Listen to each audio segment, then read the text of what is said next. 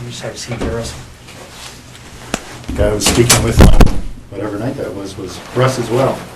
Oh, yeah. And he took every number I had. Yeah, now they were doing some pretty thorough interviews that night. So. Yeah, absolutely. I was All right. glad to see it.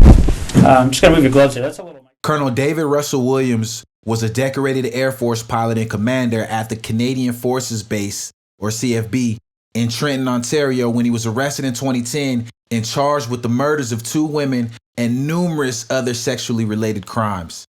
The bizarre case shocked not only the military and the country, but also became an international media sensation. A little microphone, just to make sure there's nice and clear. As you can see here, everything in this room is videotaped and audio taped. Check. You ever been interviewed by the police in a room like this before? I Or? have never been interviewed like this. Oh, no? Okay. No. Let's get this set up there. I guess the closest interview by NIS for top secret clearance. Oh, yeah? All right. Well, again, Russell, I appreciate you coming in. An investigation like this, I mean, I'm sure you can appreciate it's been big news, especially down Belleville way. And, you know, obviously our approach to cases like this is that we don't give up on somebody being alive until we get evidence that they're not. So because of that, we're treating Jessica's case as an emergent situation, obviously. Yeah. So we're fast forwarding things that we might normally take our time with. And that's why we're here on a Sunday afternoon. Sure. So again, I appreciate it. Okay. We're going to do a pretty thorough interview today. Okay. And the reason for that is because the last thing we want is to be calling people back again and again and again. Okay.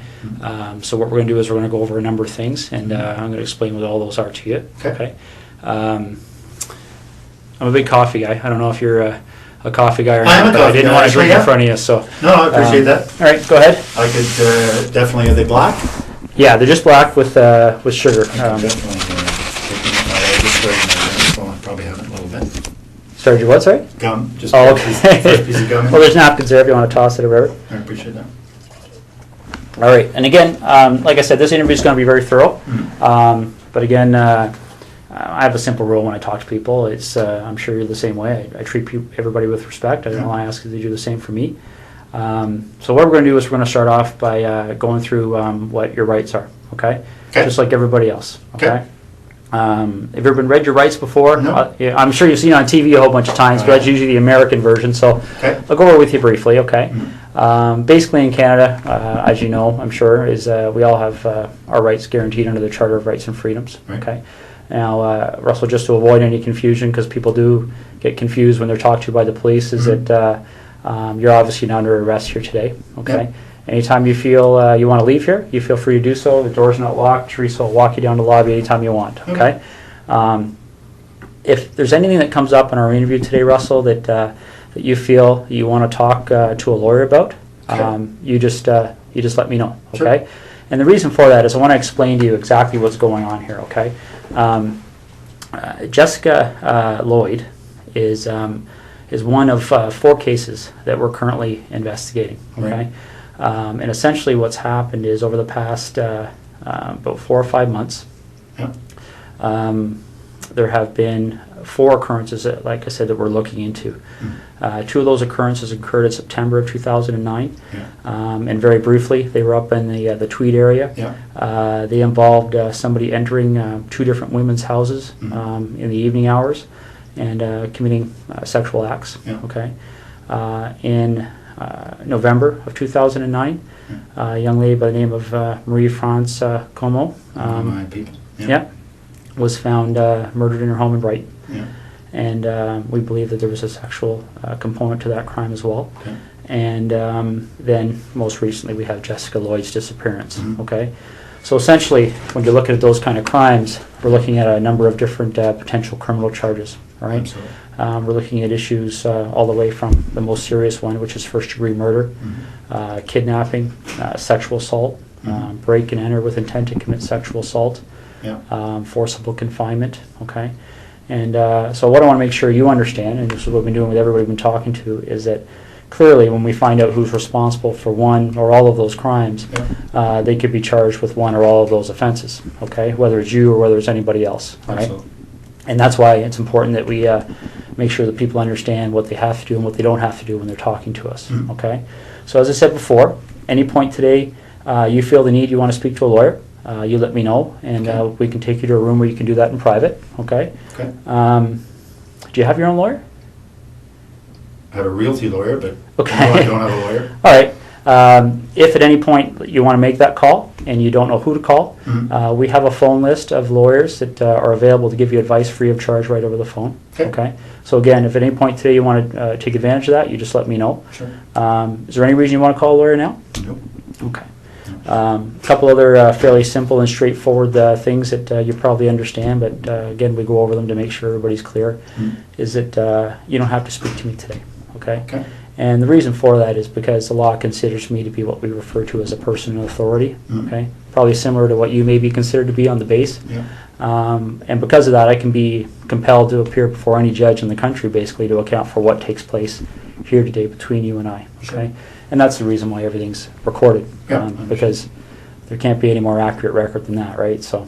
No, understood. And the other thing I want to make sure you understand is that you mentioned a second ago about Ms. Como being one of your work associates.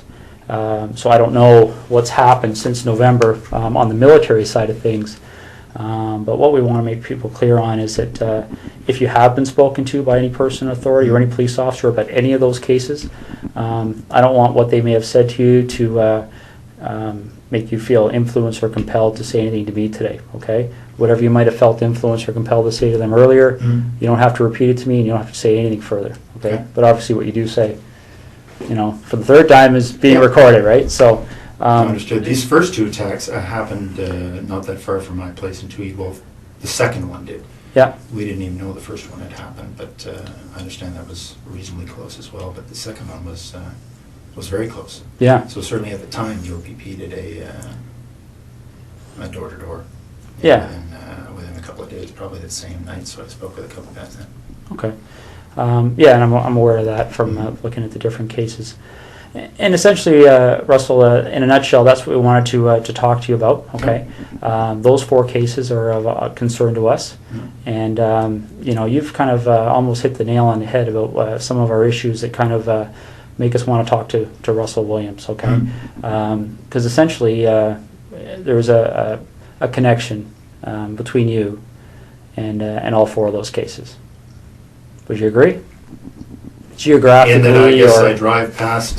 Yes, I would have to say there's a connection. Yeah. yeah, and that's why I'll be quite frank with you. That's why things kind of evolved when the officers talked to you on Thursday night. Okay. We kind of went from there because when I think you discussed with them the fact that you were a colonel at the base.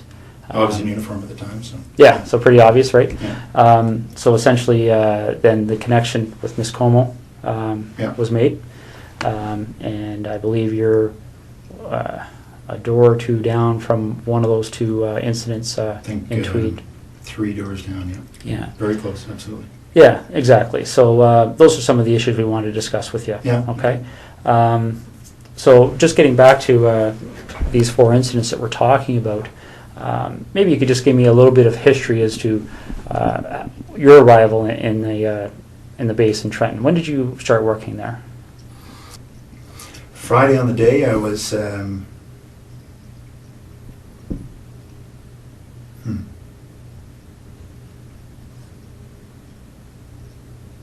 Friday on the day I was at home most of the time. Most of the day I had a sort of a stomach flu. Okay.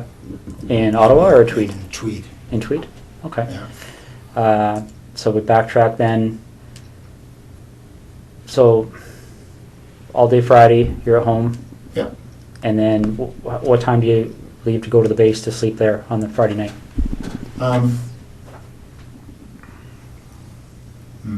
Not sure. Probably just went in for just before bed. So I probably left Tweed at between 8 and 9 or so. Okay. And you get to the base and spend the evening there and get up for the 5:30? Yeah. Okay. That's right. So we backtrack from there. When did you arrive at your home at the cottage? I don't want to get confused between your home in Ottawa and the home in Tweed. So, no, I had been in Tweed all week. Yeah. The week prior now. Yeah, I think that's the case. Was in Tweed all week. Flew Saturday. Headed to Ottawa Saturday night. Okay. So if you didn't have the stomach flu on the Friday, what was your I didn't schedule have that supper day? at 8, really. Okay. What would have been my schedule? Just a standard schedule in the office. Okay. So, ops brief in the morning, a couple of meetings. I can't remember what the specifics were going to be. Okay. So Thursday night you slept at Tweed, or you? Yep. All right. And what did you do Thursday during the day? Thursday during the day I was at the base again. I think it was a fairly standard day. I can't recall exactly, but yeah, nothing. I was not flying, so I was at the base. So I would have gone in early in the morning, back in the evening again. Okay. Do you remember what time you left the base that night?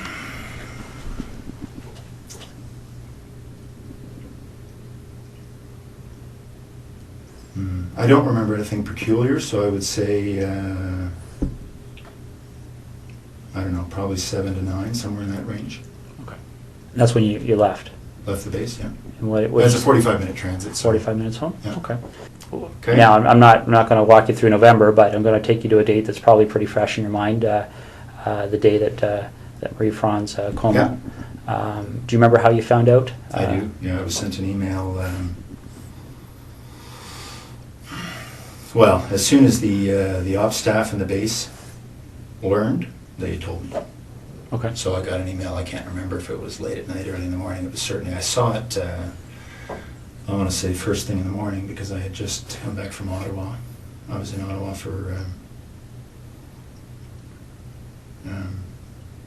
a set of meetings on one of the days. I can't remember what day of the week we're talking about, but yeah, no, I mean, obviously when your people gets killed, it gets your attention. So Absolutely. yeah, I very much remember that coming in. And how did you know Marie Fran's coma? I'd only met her once. She was on a crew I was on just after I got to the base. Okay. So I can't even remember. I think it was a one-day trip. I did a number of trips in Canada transporting our troops, sort of first leg out of Edmonton. We tend to hopscotch them across until they get into theater. So anyway, I can't remember which trip it was, but we did a number of them out to Edmonton just to pick up the troops, bring them to Trenton, and then put a fresh crew on, and because we'd fly out and back in the same day, so pushing the edge of that, and fresh crew on, and then continue on after a couple hour delay. Okay. Do you know roughly when that happened? That we were on the same crew? The time you met her, the one time there, yeah. It was soon after I got to the base, so I don't remember exactly, but I would say in the first couple of months, so August, September. Okay. Yeah. Now, you got that email notifying you that something had happened. Yeah. Do you have any kind of a clear recollection as to how your schedule was going that week? Well, I can't remember what day that the message came in. Just a second.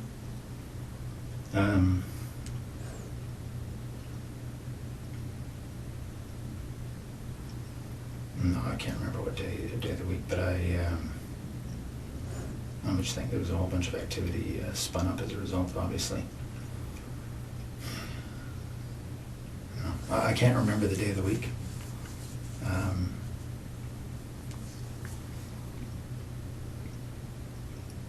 I'm just trying to think through the news reports I read. No, I'm sorry, I can't remember what day that was, but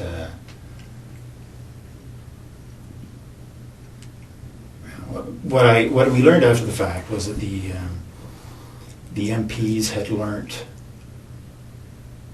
of her death, I think quite a bit after her body had been discovered. Okay. So I think what happened, I'm sorry, just a second.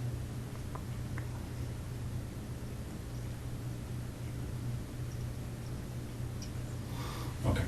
So I think, if I remember correctly, the MPs learned late that evening, can't remember when, obviously, her body was discovered. It was probably in the news reports. But so they learned, and then they passed it to ops. So they immediately passed it to me.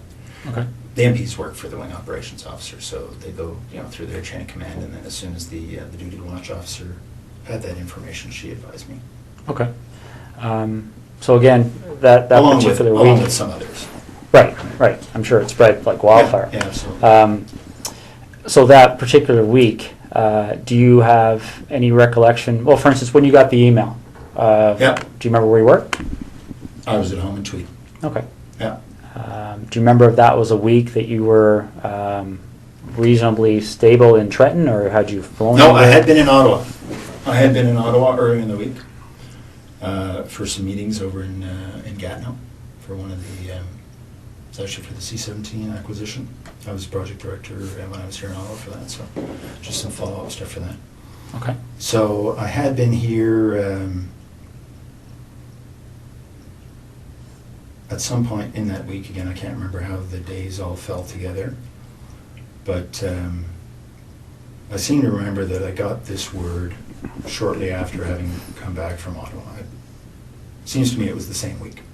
So if we were to do a similar investigation in your background, is there anything you can think of that anybody may have misinterpreted, or anything in your history that somebody might say Russell Williams Absolutely did this? No. Okay. Be very boring. What's that? It'll be very boring. All right, because essentially that's what I'm looking at. Is it? You seem like a very intelligent person, and I think you can see how a surprise like that would certainly set off some alarm bells in our investigation, right? Okay. So the next thing we need to cover off is, I'll just ask you this straight out. Given the types of crimes we're investigating, do you get much chance to watch television shows, CSI, things like that? I do watch. I prefer Law and Order, but I do watch CSI occasionally. Yes. Okay, so you have an idea of obviously the forensic capabilities, things like that are out there. What would you be willing to give me today to help me move past you in this investigation? What do you need? Well, would you be willing to supply things like fingerprints, blood samples, Sure. things like that? Yeah. Okay. Footwear impressions? Yeah. Okay. All right. I think that's what we're gonna ask you to do. Okay. All right. Now we have a process we have to go through to do that. Okay. And for the blood sample, I don't take the blood sample. We have specially trained officers that are trained to do that. Okay. I'm going to step out and make sure they're still available. Can I assume you're going to be discreet? It's possible. Yeah. Because this would have a very significant impact on the base if they thought you thought I did this. Well, bottom line, Russell, that's one of the reasons we're here on a Sunday afternoon. Okay. The military certainly be of great assistance to us, especially in relation to Miss Como's investigation. Mm-hmm. So that's certainly one of the things that went into our decision to give you a call at home today and see if we could deal with this today. Okay. So, okay.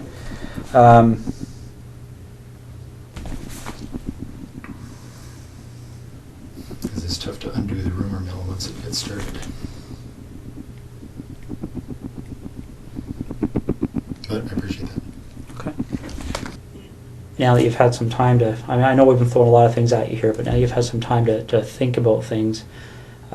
Is there anything that you're concerned about that buccal swab matching in any of those 4 residences? Is there, I guess, let me explain what I'm getting at here, Russell, okay? This is a significant investigation, as you can well imagine. Yeah. That DNA is going to be significant in our investigation, both quite possibly to help you, quite possibly to help us. Understood. I don't know yet. I don't know what the result is yet. Mm-hmm. And I'll go back to the example I gave you because it's a very similar issue, I think. And you talked about the idea of discretion here. Okay. Mm-hmm. You talked about the idea that I think hopefully you appreciate the fact of how we approached you here. Yeah, absolutely. And essentially, we have no issues with that. Okay. We talked recently about the whole idea of any unusual sex acts in your history. Mm-hmm. But another thing that can often happen in cases like this is that people become concerned about things like extramarital affairs, indiscretions along those lines. Is there any contact that you may have had with any of those 4 women that you may not want your wife to be aware of? Anything like that that we should know about to try and explain why, if your DNA is found, it would help us understand why it may be there? Absolutely not. Okay. Can you think of any reason why we would find your DNA in any of those residences? Let's focus on, well, for instance, I believe, let me just check the name there, make sure I've got the right address. I'm talking about the house that was just a couple of doors down from you there in Tweed. A couple of doors down was Lori. I don't know her last name. I don't know. Mazzacati? I don't even know what her last name is, but there's the woman down the road, 3 doors down. Yep. Her name is Lori. I don't know her last name. All right, let me just make sure we're on the same page here.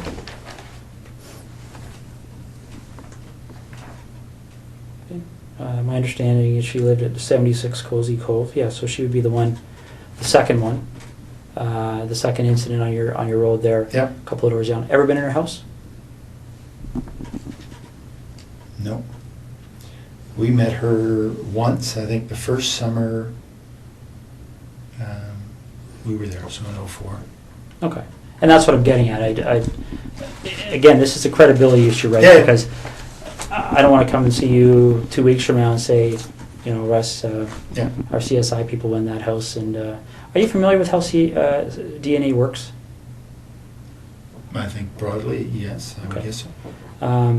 One of the challenges we have in 2010 with DNA is it's become so precise that I guess the best way to explain it is I can think back 15 years ago when I started in violent crime investigation. Yeah.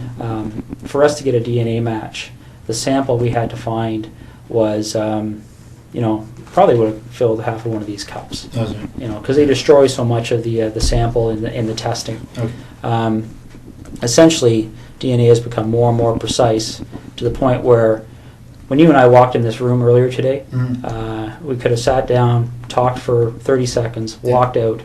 CSI officer could have come in 3-4 days from now, done some swabs here, and he would have found your DNA and my DNA, and probably a lot of other people's DNA. Sure. A little bit gross to think about, but essentially, you know, as we talk, we, you know, a little bit aspirate comes out of our mouth that contains our DNA, our bloods, or our skin cells contain our DNA, and that's what I'm getting at. If you were ever in Lori's residence, quite possibly, quite innocently, your DNA could be in that residence. Has there ever been a time you've been in there? No. Okay.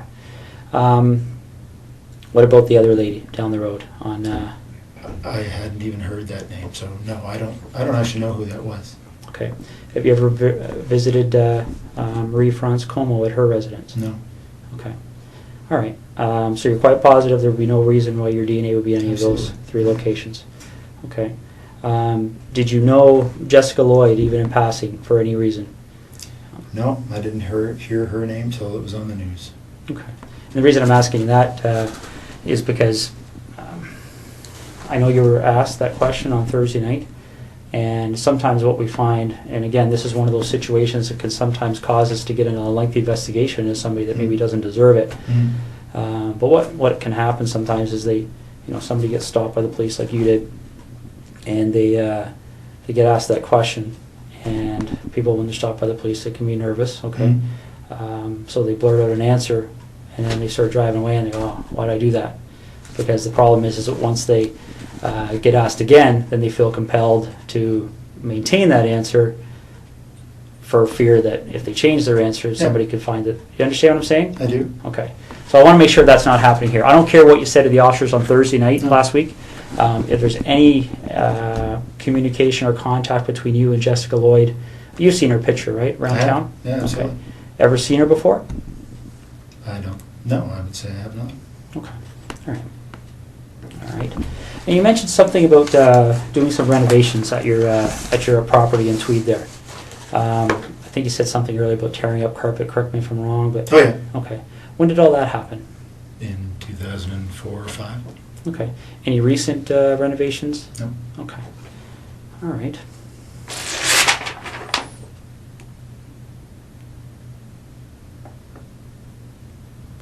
want to make sure I'm covering all the bases here. Okay.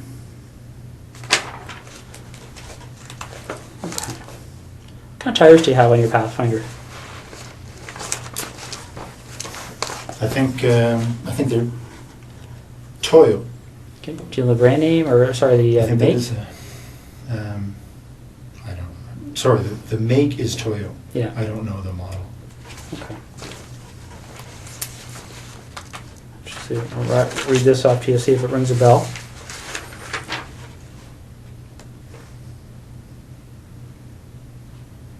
Ever heard of, does Toyo Open Country HTS That sounds make any right. sense? Yeah. Okay. When did you have those tires put on your Pathfinder? Well, it's the second version we've had of them, so I think it might have been this past fall. They replaced other ones we'd had on the same. Okay. Well, Toyo, I can't say that they were exactly the same model, but our dealership here in Ottawa says they're very popular for the Pathfinders. Okay. And they were good. They lasted a long time. All right. I've had to. I think you were talking about the whole idea of the MPs helping us with our investigation, stuff like this. You have the same system as we do at our headquarters with the swipe cards.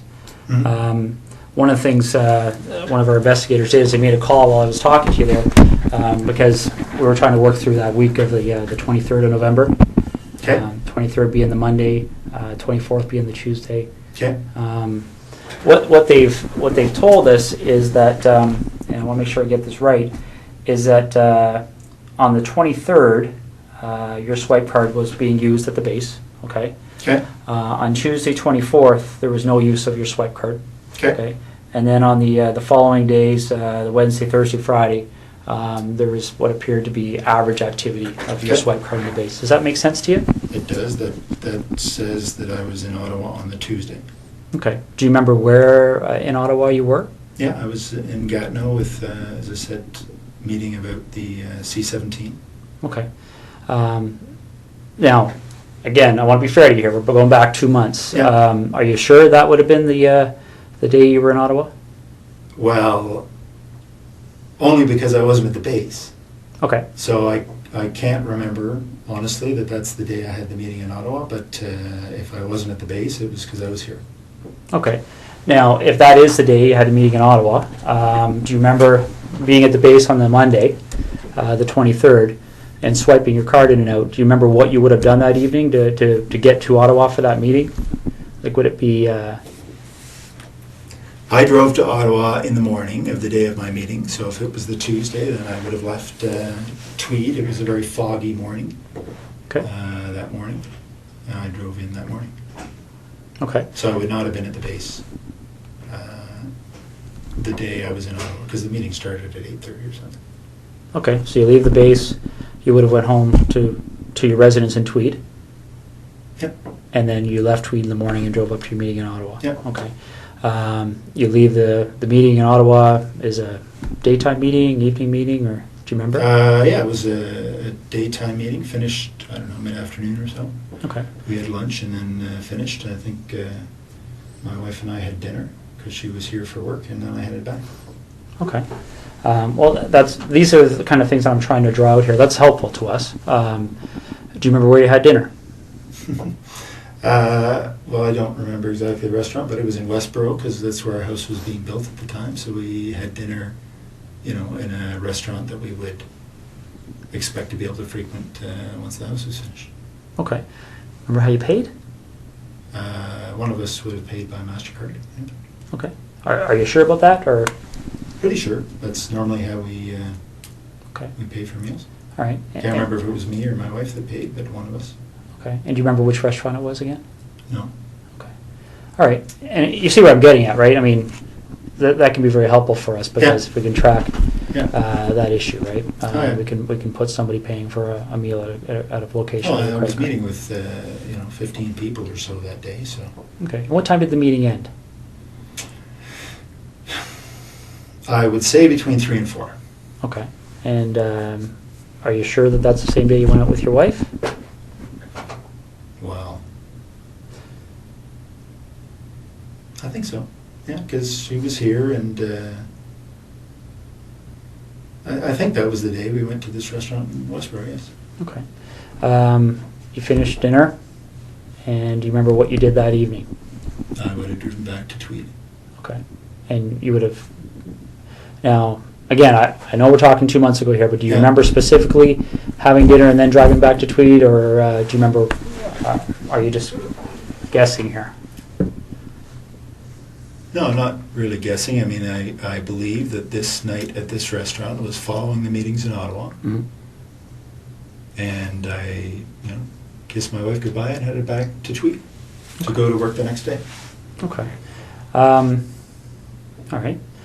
The tires that you have on your truck, right? The reason I asked you about that is there any time, I mean, you recall where you were stopped by the officers there? Yes. Okay. Did they explain to you what the significance Said of that that was her location house. That was her house. Yeah. Okay. So you remember that location? Yep. Do you remember what the crossroad was, or? I don't think there was a crossroad. It's sort of just on the south end of 37. Okay.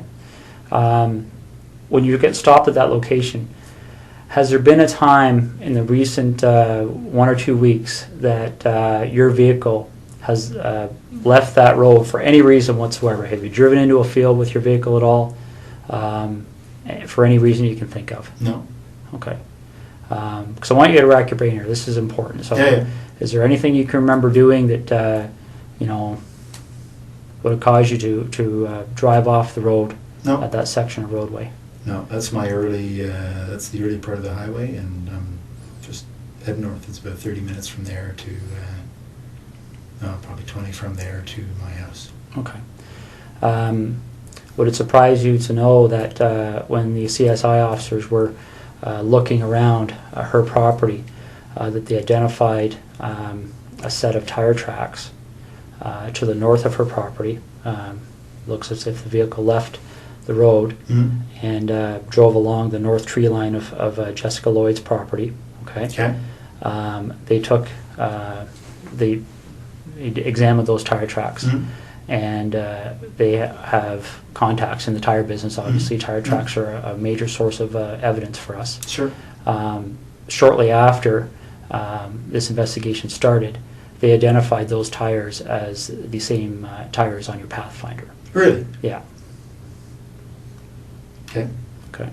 One of the other things that they do to try and identify the type of vehicle that may have left those tires, well, is they do two things. They talk to witnesses. Okay.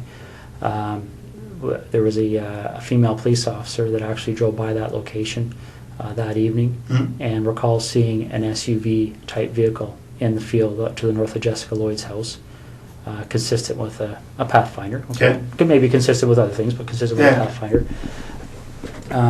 And they, what they also do to try and identify the type of the vehicle is they look at what they call the wheelbase width. Okay, because different vehicles, different makes, models have wheelbase width. So they can take those two sets of tire tracks, measure the distance between them.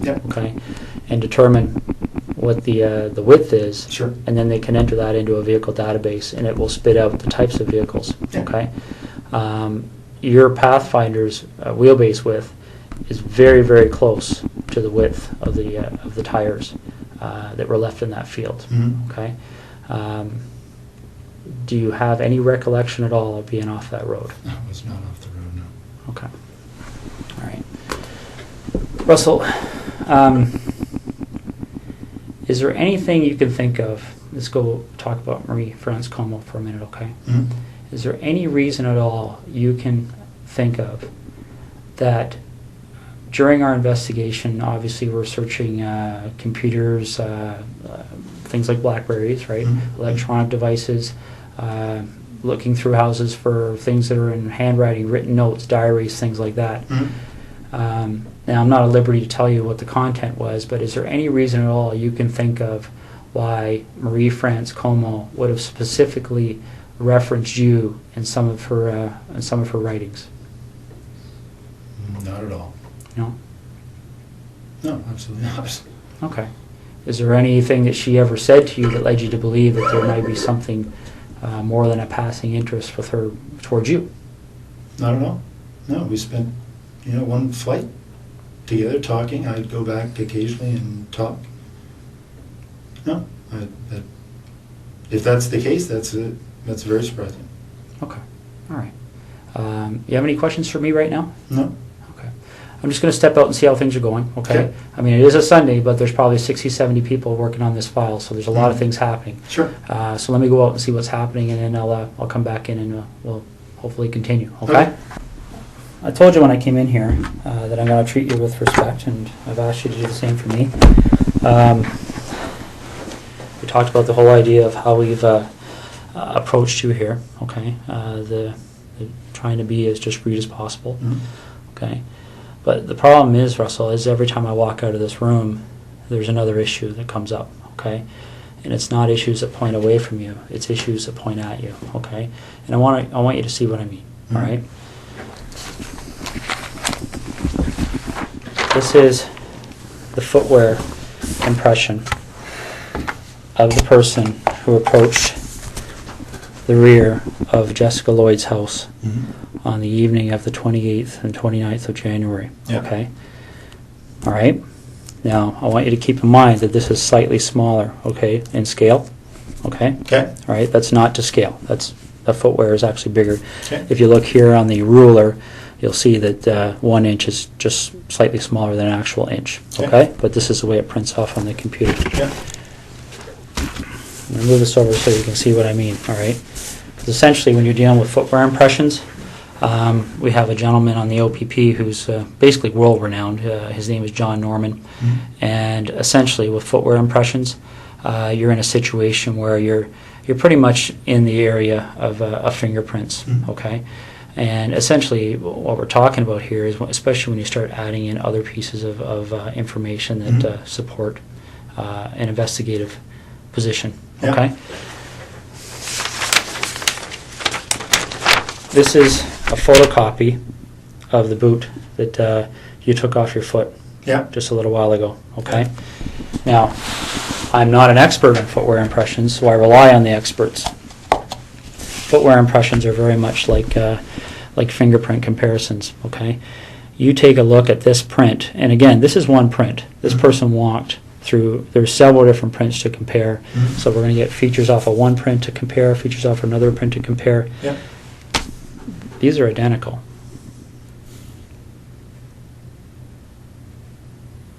Okay. Your vehicle drove up the side of Jessica Lloyd's house. Your boots walked to the back of Jessica Lloyd's house on the evening of the 28th and 29th of January. Okay. You want discretion. We need to have some honesty, okay? Because this is getting out of control really fast, Russell. Okay, really, really fast.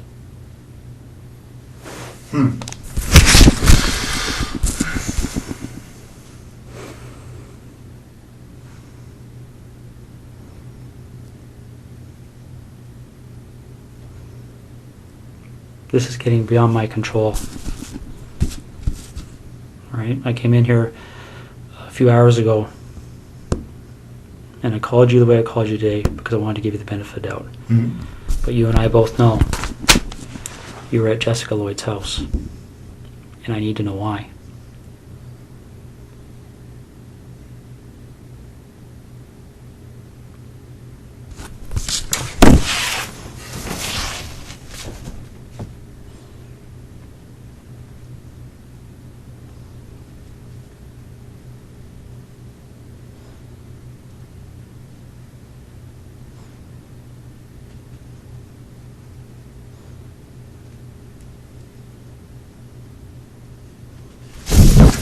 I don't know what to say.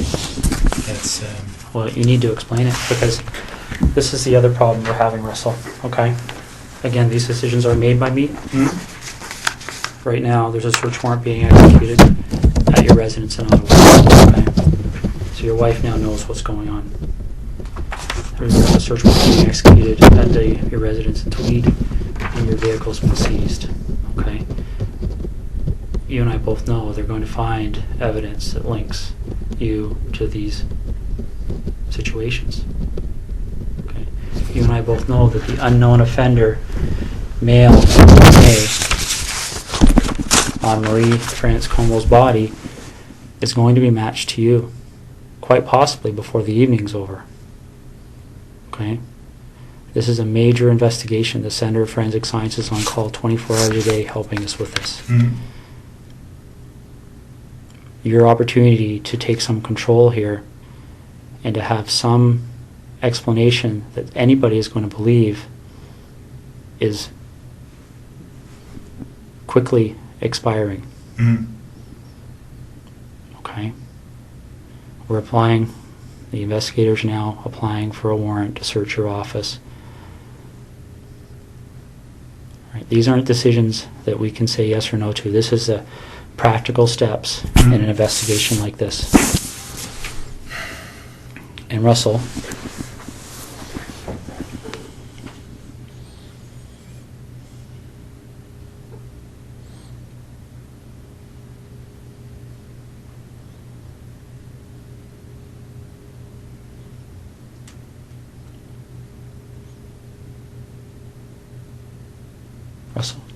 Mm-hmm. listen to me for a second, okay? When that evidence comes in, when that DNA match, when that phone rings and somebody knocks on this door, your credibility is gone, okay? Because this is how credibility works, all right? And I know you're an intelligent person and you probably don't need to hear this explanation, but I also know your mind's racing right now, okay? Because I've sat across a lot of people in your position over the years, okay? The bottom line is that as soon as we get that piece of evidence that solidifies it, DNA, okay? As soon as the expert in footwear impressions, the expert in tire impressions calls and says, yes, I've examined those and they're a match, it's all over. Because as soon as that happens, where's your credibility? Where's your believability? You're just another, and again, don't take this wrong, okay? But you can see if you step outside this room in your mind and imagine how people are going to view you, okay? If the truth comes out after the clear evidence is presented to you, when you finally go, okay, I'm screwed now, what are we going to do?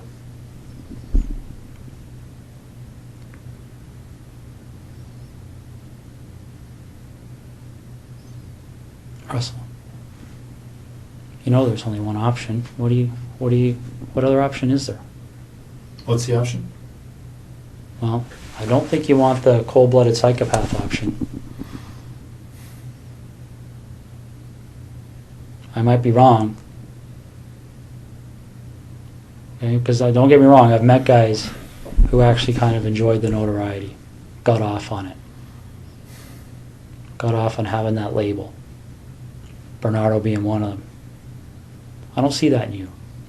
If I saw that in you, I wouldn't be back in here talking to you, quite frankly.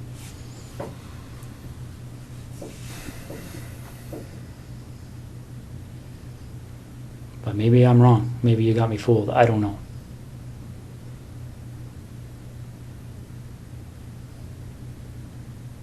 This is over. And it can have a bad ending where Jessica's parents continue to wonder where her daughter's lying.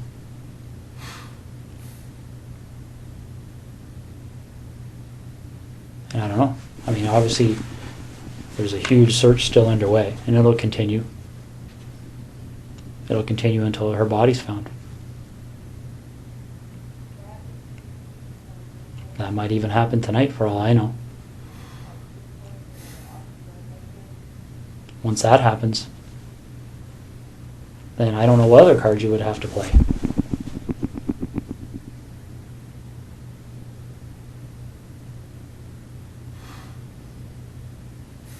What are we going to do?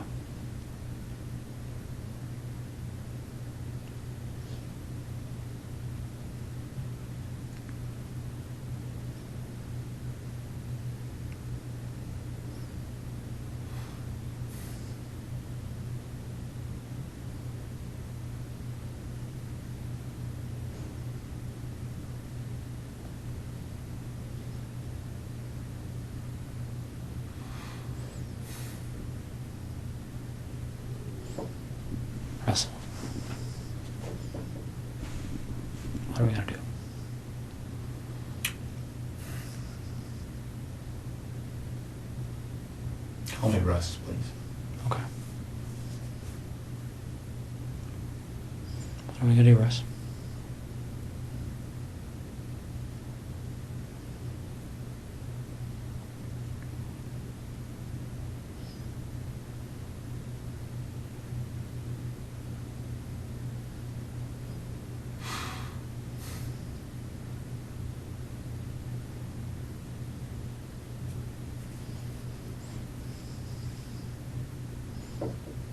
Is Jessica somewhere we can find her easily? Like, is this something where I can make a call and tell somebody to go to a location and they're going to find her, or is this something where we have to go and take a walk?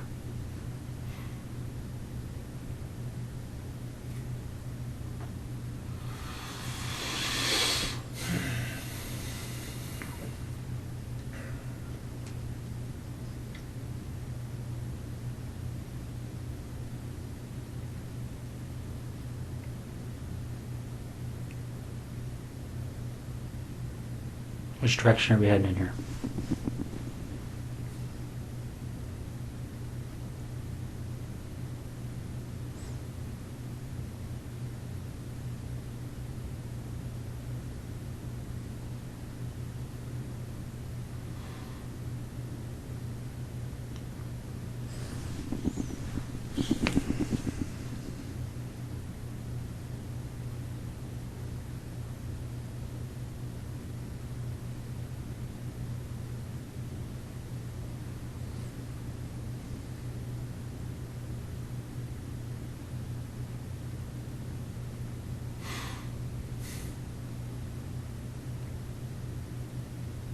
Russ, maybe this would help. Can you tell me what the issue is you're struggling with?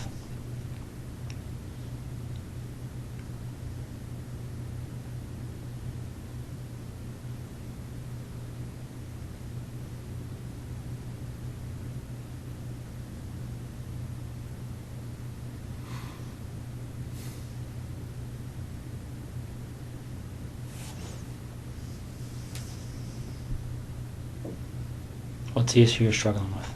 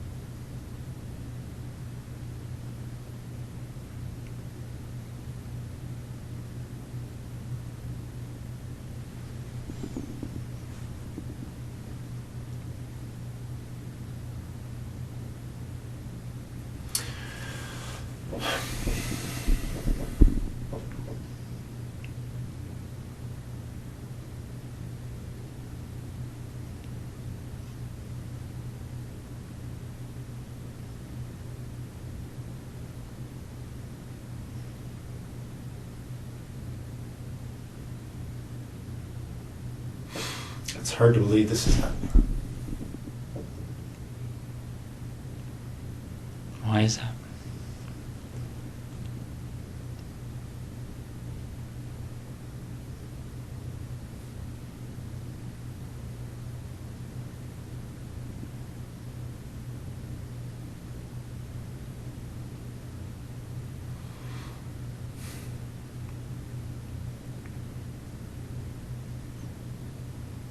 Why is it hard to believe?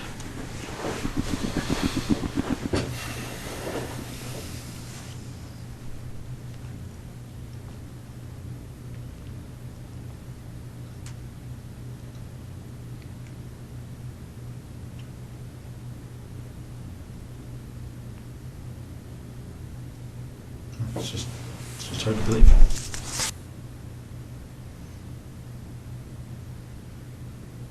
Whose decision was it? And we're going to find out the answer to this anyway. But whose decision was it to issue the directive to the base personnel that nobody had to speak to the police and to seek legal counsel before they were questioned? It's I don't think that was... my understanding that direction came from somebody that reports to you. What do you think they're going to say, Well, Russ? no. What do you think they're going to say? All right, and let's step back for a second here, okay?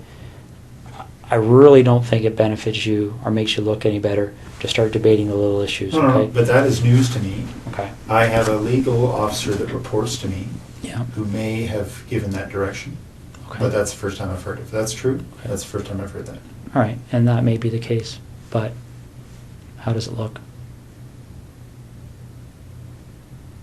Right? We're not even dealing with something that's really even evidence because it's not needed. I mean, when No, you no, have, but when you that- have DNA and all this other stuff, that's not even What really was the an issue. direction? I don't recall, but it was something along the lines of telling the people on the base that they weren't required legally to speak with police and they should seek legal counsel before they decide to speak. But Okay. Well, if that was actually said, it would not have been to the base at large. It may have been to the individual, the boyfriend who is the suspect. okay, that- my understanding it went out to all personnel. No, absolutely. Maybe no, only under your command. I don't know. It didn't. Okay, okay, that's I fine. didn't ever see it. That's fine. Now let's get back to the issue. What's that? So you talk about perception. My only two immediate concerns from a perception perspective are what my wife must be going through right now Yeah.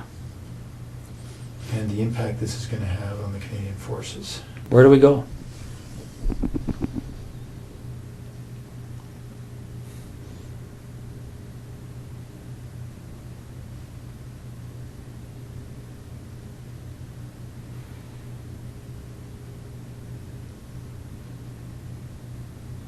Russ, is there anything you want from me? Is there anything you want me to explain? Is there something missing that you're struggling with that I can shed some light on for you?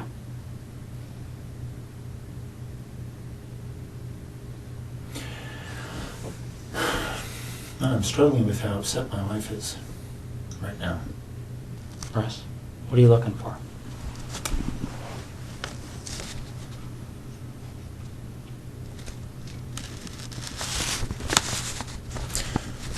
I'm concerned that they're tearing apart my wife's brand new house. So am I. But if nobody tells them what's there and what's not, they don't have any choice. Computers will be brought to Microsoft in California. They'll be picked apart. You can't erase things from computers. It doesn't happen. I'm sure you've seen that. I'm sure that's pretty common knowledge these days. It just doesn't happen. They sell programs that to try and help people clean their computers of stuff, and our guys are pulling that stuff out all the time. The FBI is pulling that stuff out all the time.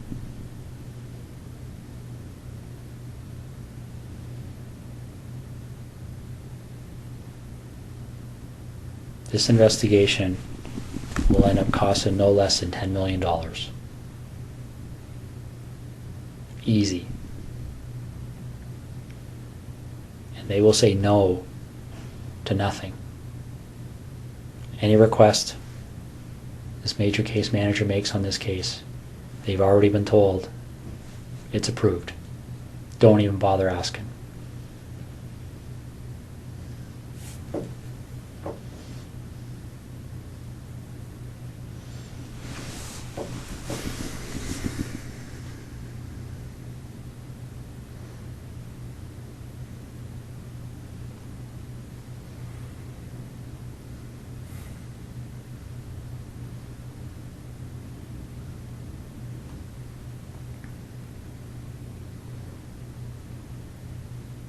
So what am I doing, Russ?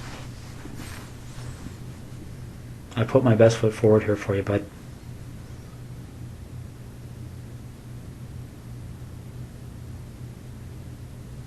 I really have. I don't know what else to do to make you understand the impact of what's happening here.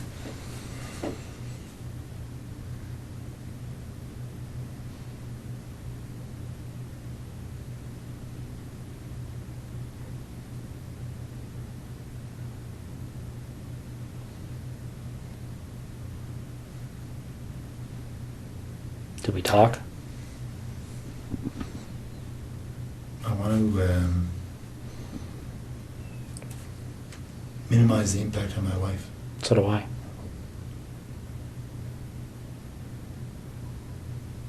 So how do we do that? Well, we start by telling the truth.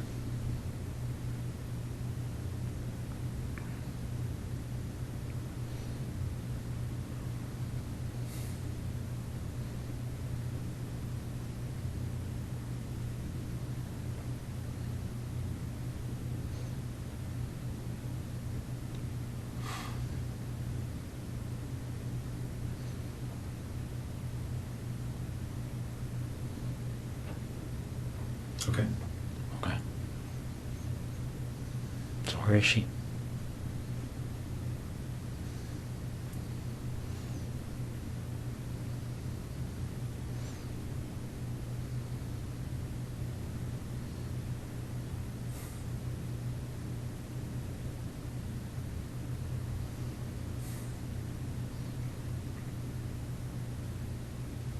Got a map? Is she close to where she lives? I've got maps of that general area.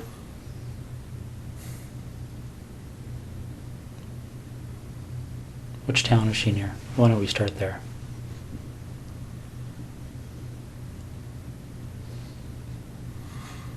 I'm not sure if you give me a map of that covers Calidar down to the highway and over to Tweed and south, I'll show you. Let me see what I got here. I might have something. Is she inside, outside? Outside.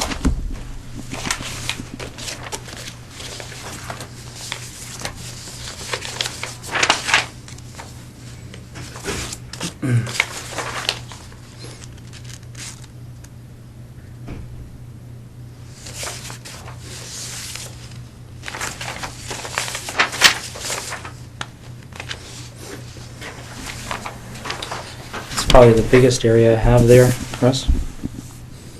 Yeah, you need more. You need a real map. So where am I going on here to get to her? In this block here. Okay. So you're pointing to. A detailed map of that area, and I'll show you where she is. Okay. Is she close to a road? Yep. All right.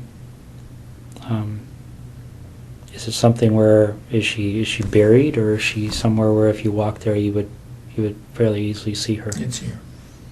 Okay. So she's south of 7, east of Tweed, Mhm. west of 41. Mm-hmm. And what's this road here? Not sure. Neither am I. Okay. I'll be right back, okay? Do you want any water or anything? Sure. Okay, I'll be right back. How long has she been there for?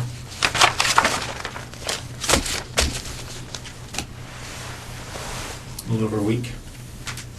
Was it fairly quick from the time she left? Friday night. Friday night? Yep. So where was she between Thursday night and Friday night? In Tweed. With you? Yep. How long was she alive for?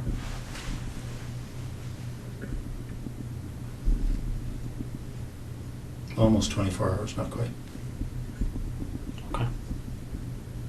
Russ? You're doing the right thing here. Okay. Well, again, my interest is in making my wife's life a little easier. And Okay. with her family as well. Well, we share that But interest. there's no, your time in Ottawa is wasted, really. I'll tell you where the membership cards are. Where are they? They're in the house there, but In Ottawa? yeah. Whereabouts? Some in the camera bag, which they would have found in my office. Mhm. And when you walk into the office on the left side, there's a desk of drawers, set Okay. of drawers, like a filing cabinet, wooden, IKEA.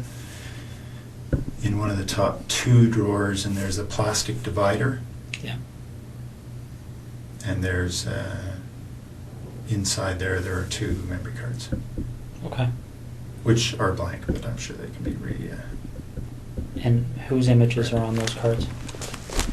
well, I've erased them, but I expect be able to draw images of Jessica and I. What about Marie?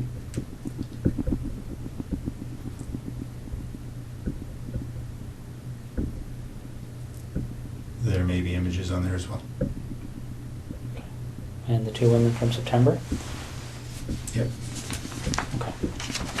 Do you have those images stored anywhere else?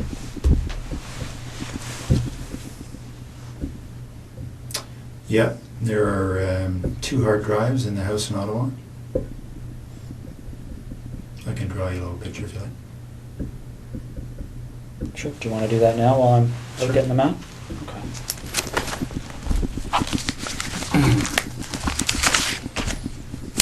You want anything to eat or anything?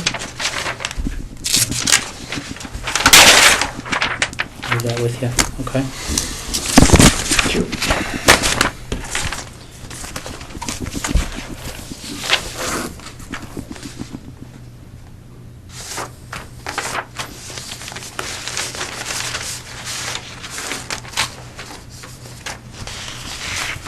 But I do want to talk to you, Jim. That's the plan. Okay.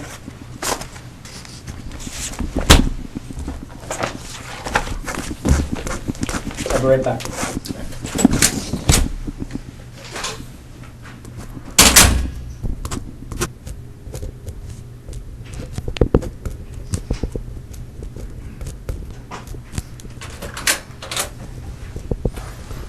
How you make it up there?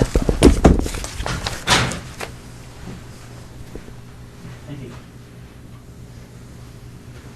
Can you make it up? All right.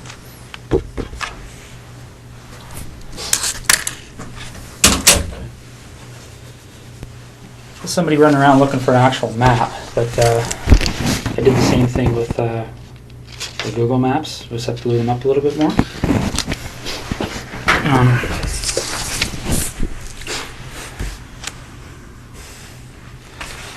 This is the biggest of the area.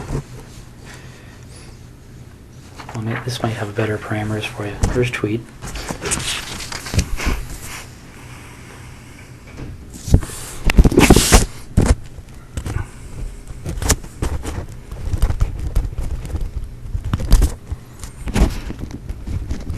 .7 from this intersection on this side of the road. And what road is that? Kerry? South of, can't read that word. East Hungerford? Does that make sense? Oh, there it is there. Okay. How far off the road is she? 40 feet. Is she covered with anything? She's wrapped up. In She's what? on the surface. Just a gray something or other cover. Okay. Barry, the obvious question I'm going to have for you is, when they go there, and they'll be there shortly, they're going to find her? Oh, yeah. Okay. I'll be right back. You look like you want to say something. Just that this place, my wife, it's been a dream for the better part of a year, so I'm keen to get them what they need and so they can leave her alone. Okay. Well, we're going to do our best to keep that as low-key as possible, okay? What do you want to talk about? It's pretty wide open now, eh? Yeah. What do you want to know? Well, do you want to work forwards or backwards? Doesn't matter. Why don't we start with Jessica? Okay. How does that start for you?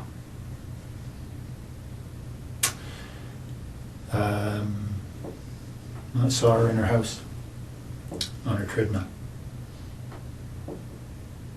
Wednesday night, I guess. Then I noticed she wasn't there Thursday. So I got into the house to look around.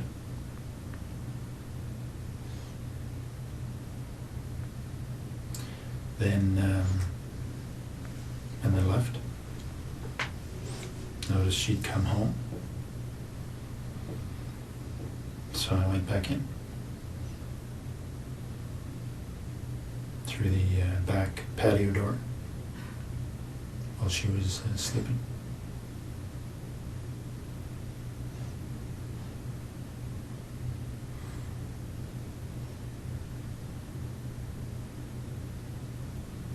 Okay. So I woke her up.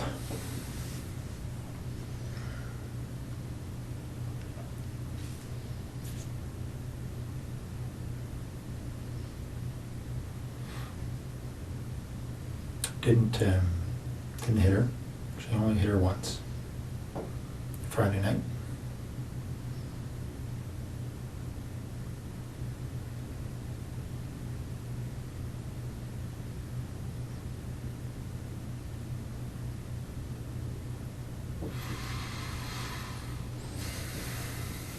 Okay.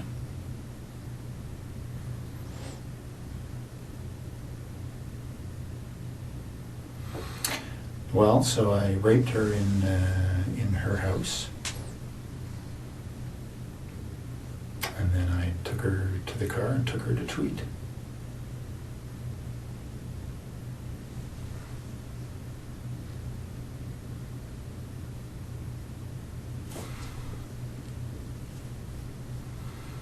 And spent the day in Tweed.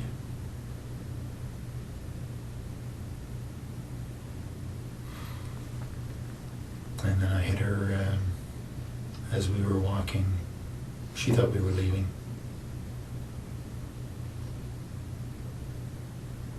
Hit her on the back of the head.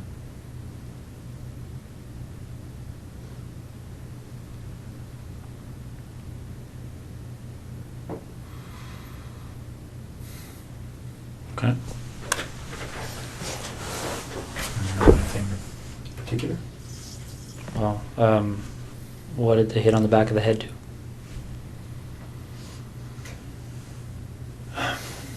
Well, I was surprised that her skull gave way. She was there and immediately unconscious. And I strangled her. Okay. What did you hit her with? Flashlight Okay. In the house or outside the house? in the house. Yeah, they'll find signs of that. Where in the house did this happen? In the main portion, just in front of the fireplace. What do you mean they'll find signs of it? Oh, there's quite a bit of blood. I hadn't expected. I'd expected to knock her out. But obviously generated a lot of blood. What did she bleed onto? The floor. It's just tile floor. Okay. Did you clean it up or did you? I wiped it up. I know it'll be easily spotted. What makes you think that? Like, if I walked in that house right Well, now, you would I see it? You wouldn't see it, not at all. But you know, the right science will show it, I'm sure. Okay. So when that happened, did she have clothes on or was she naked? Yeah, or? she was dressed. Okay. So when we find her, is she going to have those clothes on too? Yeah. All right. Okay. Marie France Como.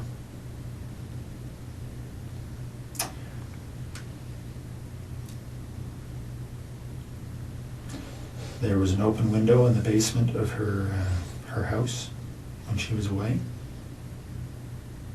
I went in there a couple of nights before she came home. Looked around. I went back in there late at night when she was at home. She was on the phone in her bedroom.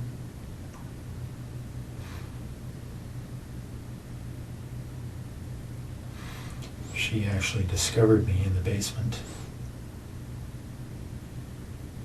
She was trying to get her cat to come upstairs, and the cat was in the basement, had seen me and was fixated on me in the corner. She couldn't get the cat up, so she came downstairs to try and get the cat, and weren't sure why she came over to me. I guess the cat was staring at me, and she was wondering what the cat was staring at. The lights were on.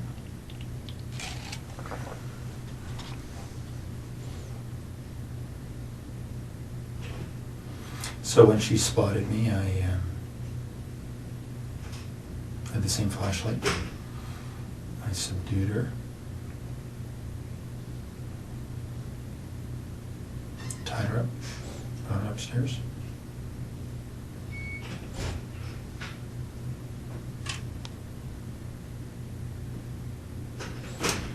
And strangled her later in the morning. Well, more suffocated her. Right. Some tape.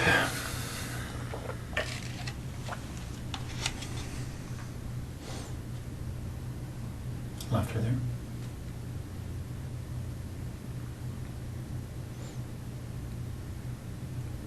How did you subdue her? And when you say subdued her in the basement, what did you do? Well, I had the same flashlight, and you know, she saw me right away. So it was just I hit her a couple of times and around her head, try and knock her out. Didn't, but she was bleeding a little bit.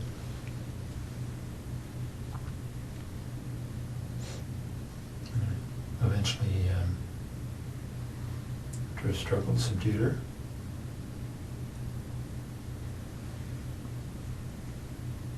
Okay. Any blood from that struggle? Oh yeah.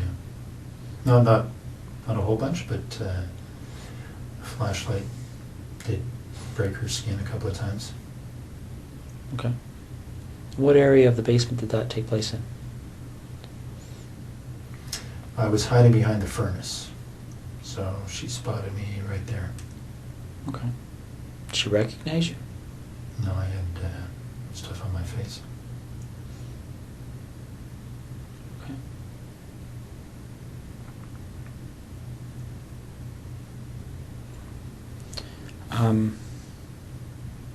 So then you go upstairs, and you said she suffocated? Well, I suffocated her. I put tape on her. I put tape on her mouth, and then I put tape on her nose and held it there so she couldn't breathe.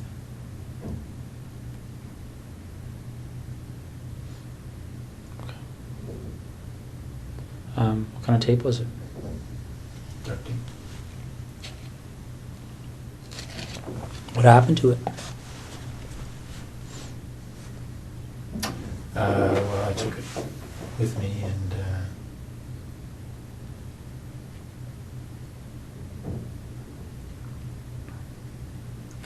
can't remember what actually I did with that tape, but probably threw it in the garbage.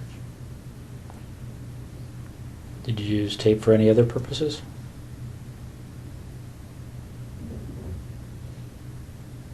No. Okay. Did she ever recognize you through this whole episode? No. What did you say you had on your face?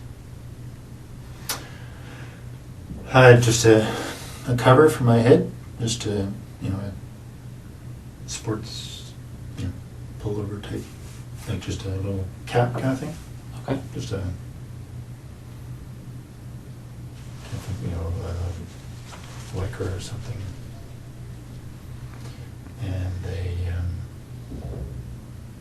just a headband over my nose and mouth.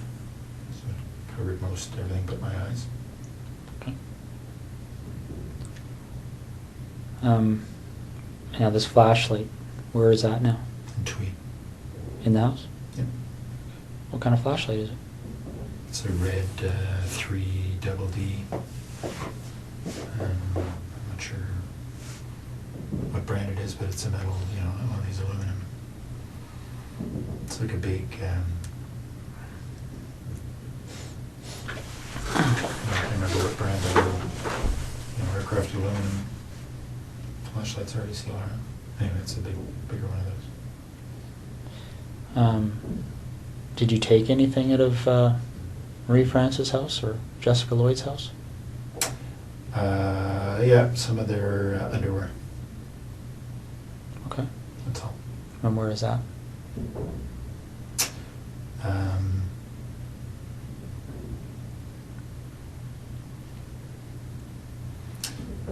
It's in some boxes in the basement here in Ottawa, in that rec room. So we just moved in, so there are boxes everywhere. So on the same side as the furnace room, sort of in the back against the wall. Okay. What do the other boxes look like?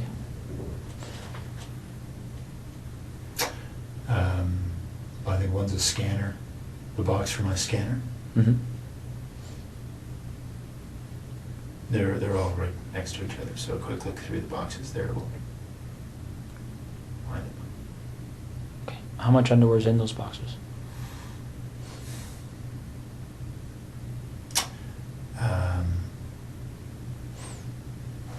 Probably 60 pieces or so total. All women's? Yeah, 60 pieces of theirs. Of whose? Of Jessica's and Marie-France. So you took 60 pieces from between the two of them? Yeah, Okay. I think so. All right. And they're in a, like when you talk about a scanner, is it a computer scanner box? My computer scanner is up in the office and its box is down in the basement, so Okay. it's inside that box. Does any of the underwear in those boxes belong to anyone other than Marie France or Jessica?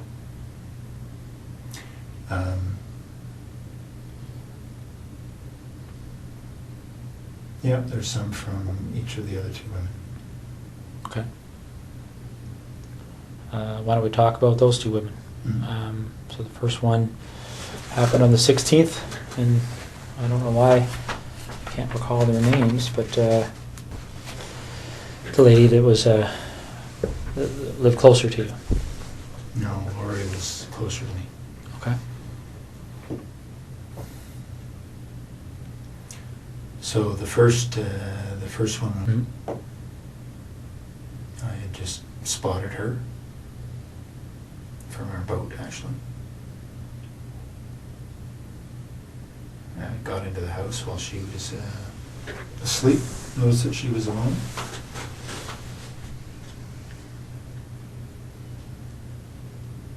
And just hit her with my hand while she was sleeping.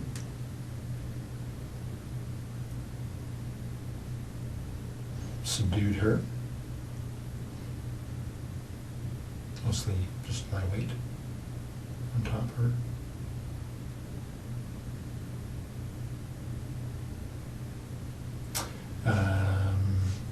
Had her take off her pajamas.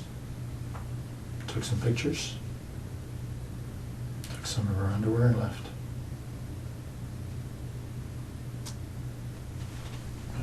And the other woman? Same kind of deal. Got in through the back of the house. She was sleeping in her, not in her bedroom, but in her, in front of the TV. Very much the same story.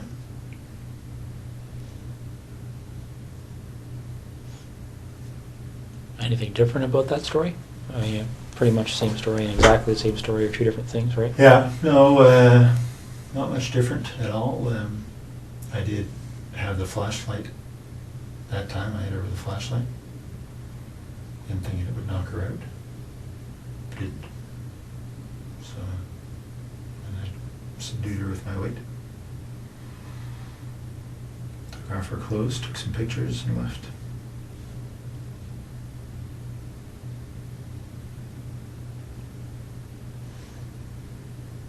Why do you think these things happen?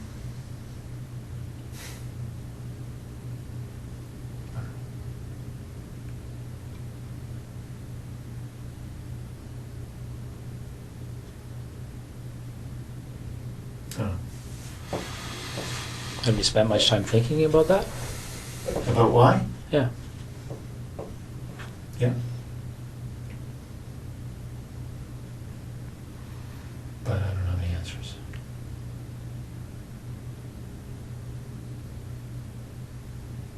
And I'm pretty sure the answers don't matter.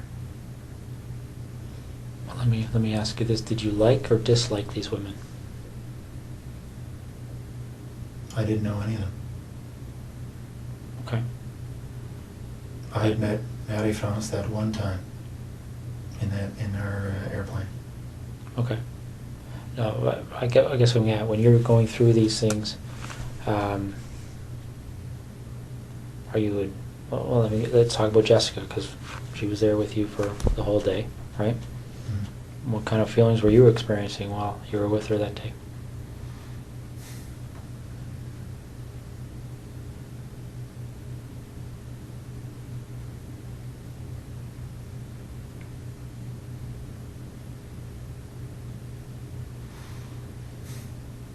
Oh, she was a very nice girl.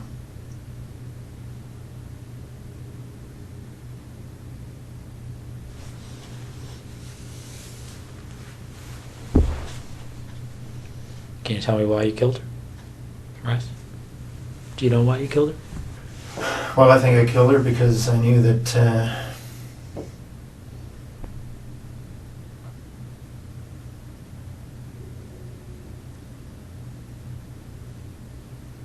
her story would be recognized.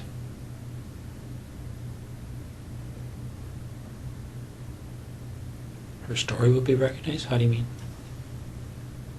Well, because she knew I was taking pictures. Mm-hmm.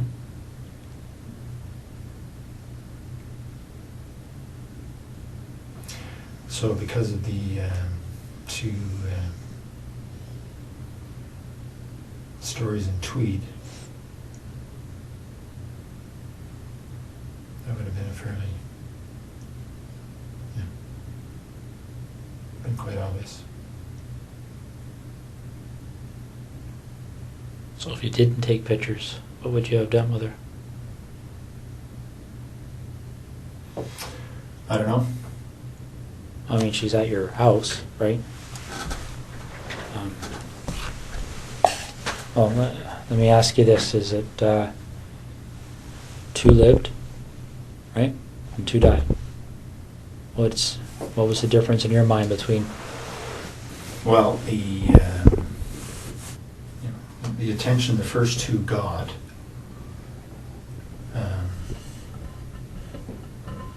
was very much focused on, obviously, or for obvious reasons, the pictures I took.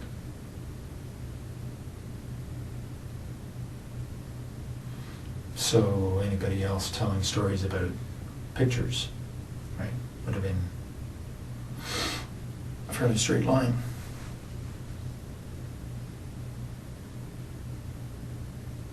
Okay, but when this thing happened with Marie France, did you believe that you were already a suspect for what happened in Tweed? No.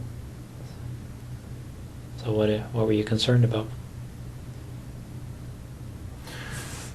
Well, because I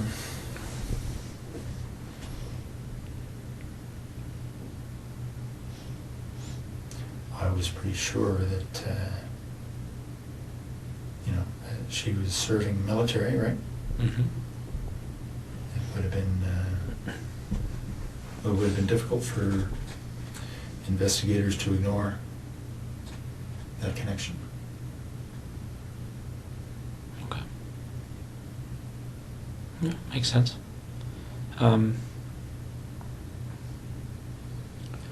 Let's go back to Jessica then, okay? You see her on the Wednesday night, okay? On her treadmill? Mm. How do you see her? She was in the basement, window wide open, on a treadmill. So I drove by. Okay. Did you stop to look at the house, or how does that catch your eye as you drive by? Well, I was looking to see who was where. Don't know that area very well, so I was just keeping my eyes open. Okay. So you spot her on the Wednesday. Yeah. Do you just keep on going, or did you stop and take a closer look that No. night or anything? No? I could go. Okay. And you went back on the Thursday night, right? Yep. So you go back on the Thursday night, and you went into the house before she came home?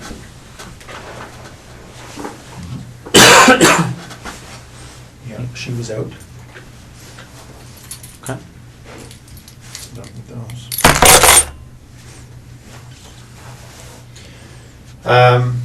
Yeah, she was out. Got in through the kitchen window. It's unlocked. Everything else was locked. Okay. So you're in there doing what? Looking around to see who lived in the house. It was just her. Okay. And then what do you do?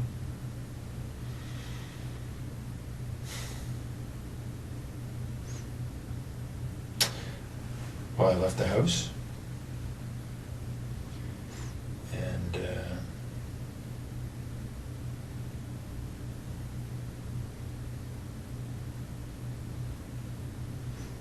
she came home.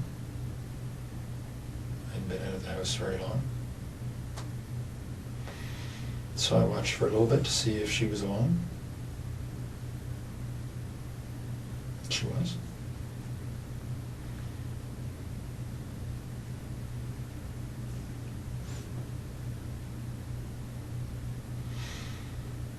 And I went in when she went back to sleep. Went to sleep.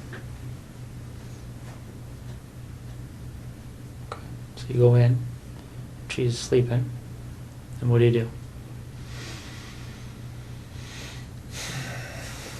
Well, I snuck up to the side of her bed, expecting to try to knock her out. She woke up, but she did as I said, so I didn't hit her. What did you say? Said, lie down on your tummy. Okay. She did. I tied her up. What'd you tie her up with? Some rope I brought. So she's on her stomach. How are you tying her up? Just tying her hands behind her back. Okay. She got clothes on at that point? Mm-hmm. What kind of clothes? Sweats. All right. You tie her hands behind her back, and then what happens? I took her clothes off.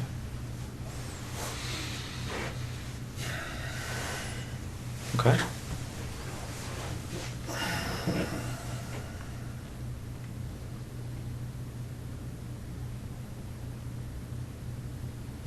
And then what happened? I raped her. A rape can mean a lot of different things. What kind of sexual act took place? Just,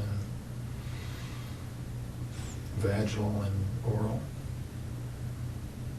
Okay. Oral. Who was performing the oral sex?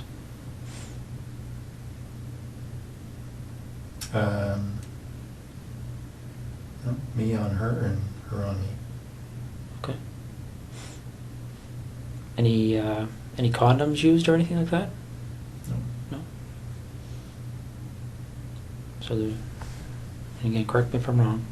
Vaginal intercourse. Her performing oral sex on you, and you performing oral sex on her. Mm-hmm. Do you remember what order those things occurred in? Yeah. I started with the oral sex. Then I raped her. And then later on I made her perform oral sex on me. Okay. Any kind of conversation happening when this is going on? Yeah, a little bit. What was being said? I threatened her before she, before I had her perform oral sex. What did you say? Well, I put a zip tie around her neck. I said that I would pull it if I didn't like what she would do. Okay. So she did what you told her to do? Mm-hmm. Any issues there? Any reason to pull it? No. So, do you remember if you ejaculated at that point? Or at any point? Not at that point, but later on. Okay. So, the oral sex finishes, and then what happens next?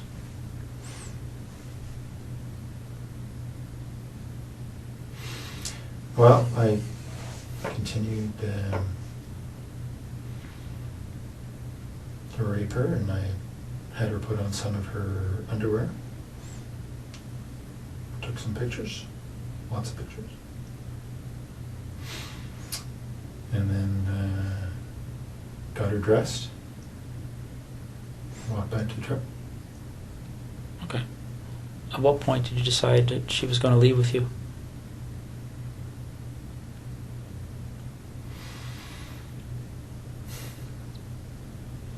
I'm not sure. That wasn't necessarily always the plan.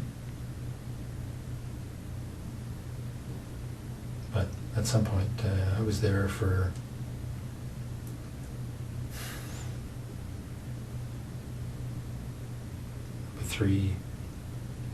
three hours, 3 and a bit.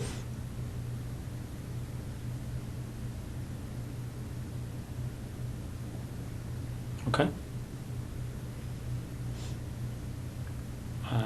Do you remember the conversation about leaving? Was there any... Did she say anything about that, or what was she saying to you? She was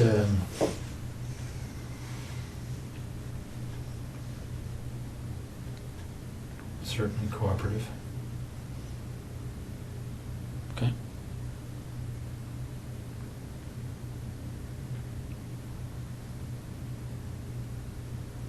Cooperative can mean a number of different things. Was she excited about leaving with you? I mean, I don't want to be sarcastic, but No, she just didn't put up too much of a fuss.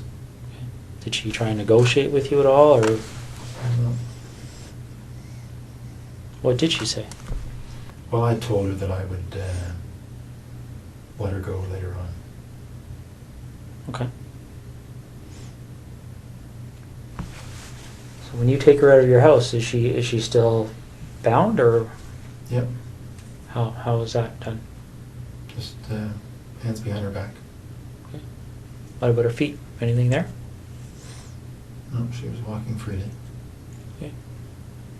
Barefoot, or No, she had those brown suede shoes on that had been reported. okay. So where does she sit in your truck when you get to the truck? Front seat, passenger side. Okay. And where do you go? Straight to Tweed. Straight to your house in Tweed, or straight Yeah. to just the town? Straight to the house. No stops anywhere? No. Okay. What time, do you remember what time you arrived there?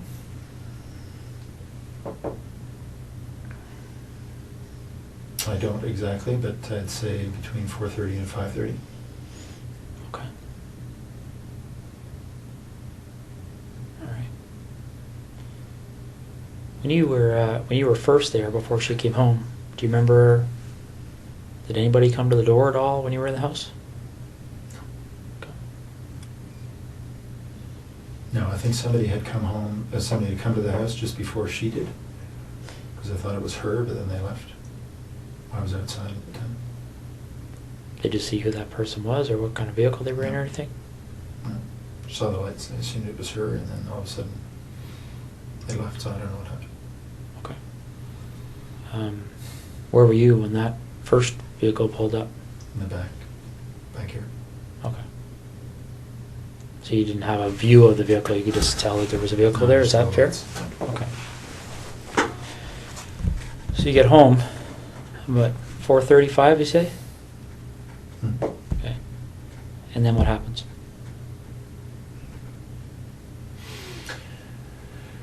Well, she would go to the bathroom and get a quick shower, wash her. Then we went into my bedroom and went to sleep a little bit. She was tied up. How was she tied up at that point? Hands behind her back. I put tape over her eyes from the beginning, so that's what she had. Okay. When they find her, is that tape going to be there, or was it ever removed? No, I removed it. Okay. What kind of tape? Duct tape. All right. The duct tape that you used, where's that roll? It's all gone. I used the rest of it to bind her body. So, by all gone, is it with the body now? Mhm. Okay. So you said, who went to sleep when you came home? You had a shower, or she had a shower? Well, we both got in. I washed her off after she'd been to the bathroom. We both went to sleep. But she was tied up and I had tied the rope. So I could fall asleep a little bit and she could move without waking me up. Okay, I'm trying to picture how that would be. So the rope's tied to what on her? Just tied her hands behind her back. Okay. And then the rope just wrapped around me a couple of times, so there was no slack. okay. Do you remember how long you slept for? Not long, maybe a couple hours. Do you know if she slept? I don't know. Okay. So you wake up and And it wasn't, we were up and down. So it wasn't 2 hours straight, it was 2 hours in bed, but there wasn't much sleep, just lying there probably. so you get up from that, and what happens next?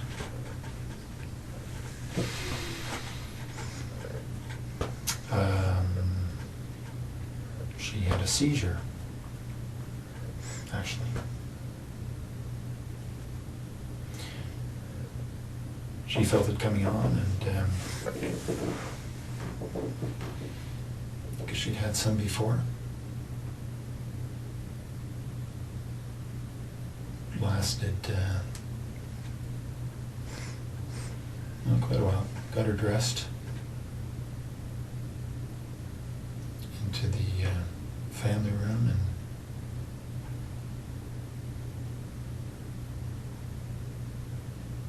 and anyway, she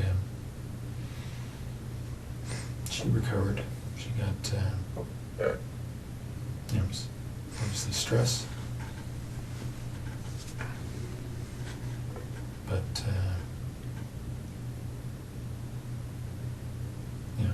probably went on for about 15 minutes. Sort of it.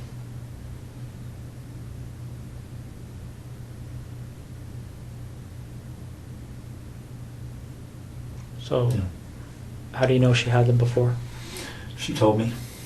Did she tell you why she gets them? Well, she suggested it was stress. Yeah, so she felt herself start to tense up and said she thought she was going to have a seizure.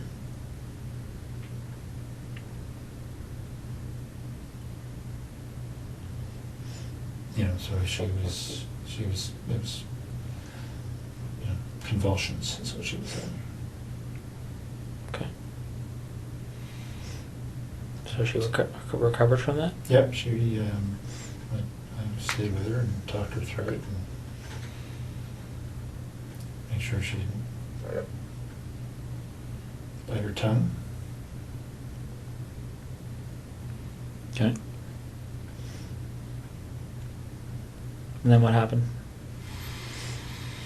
Well, then we had a little lie down right there because she was obviously exhausted. Put a cover over her and she went to sleep.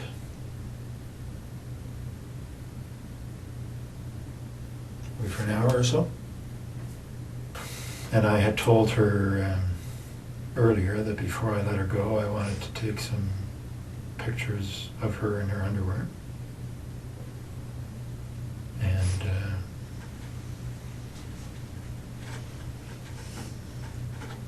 have sex with her.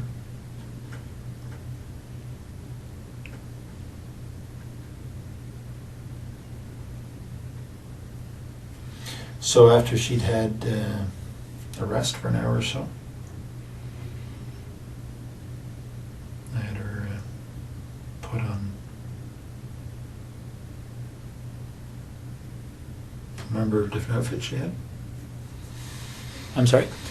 Put on a number, pairs, panties, bra that she had. That I'd taken from the house. So she put those on and I took pictures. Okay. Are you in any of these pictures? Yep. What kind of images are you in?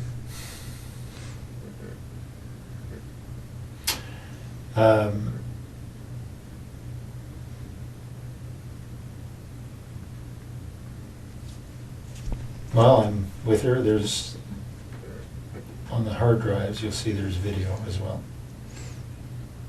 So there's video of the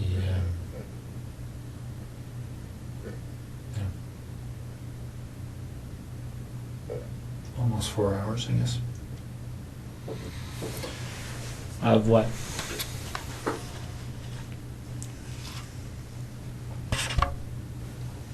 Well, of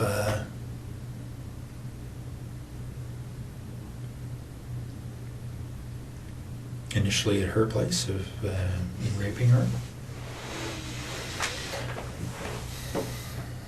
and then so I was running the video and then taking still pictures. So the video pretty much covers everything. Did you use video at other places?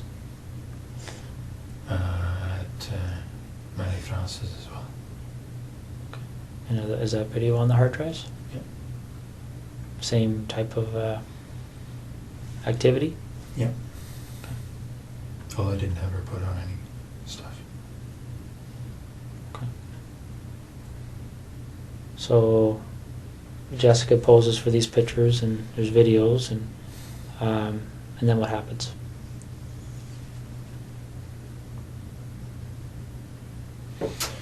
Then I got her dressed because she thought she was leaving. Got a bite to eat. Fruit. And then as we were walking out, I struck her on the back of the head. Okay. When did you decide to do that?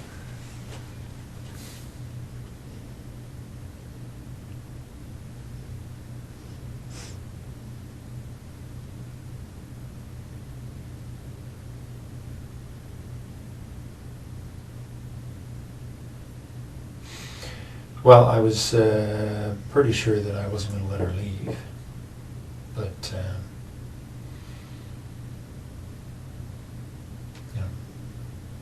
the idea of striking her on the head was developed in the afternoon.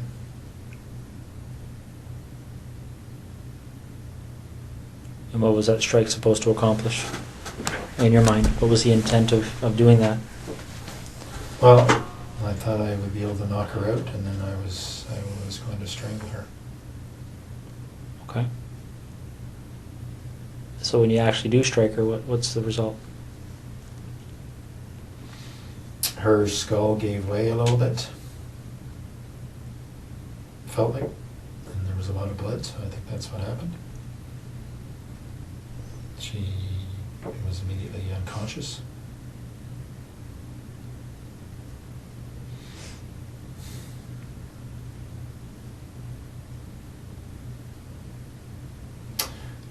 and I strangled her.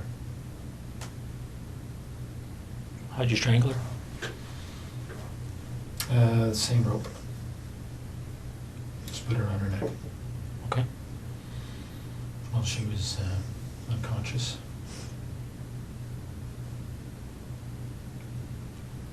Now, what happened to the zip tie that was around her neck earlier?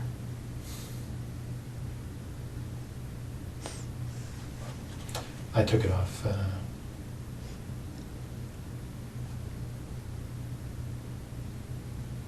Around then, I guess.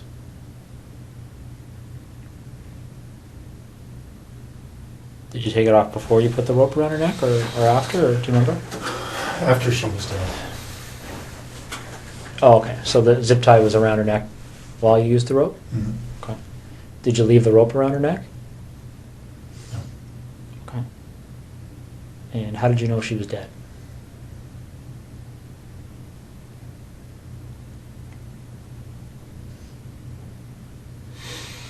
She, well, her body stopped moving.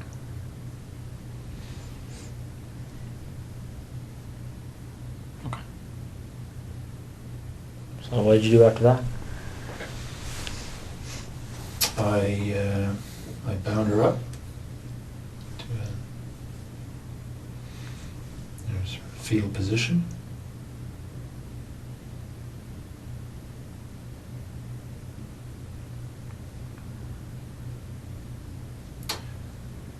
And cleaned up the floor.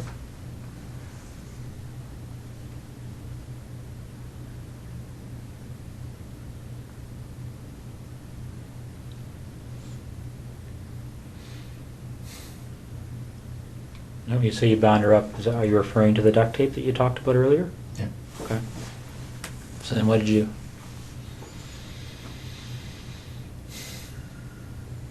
I put her in the garage. It was very cold.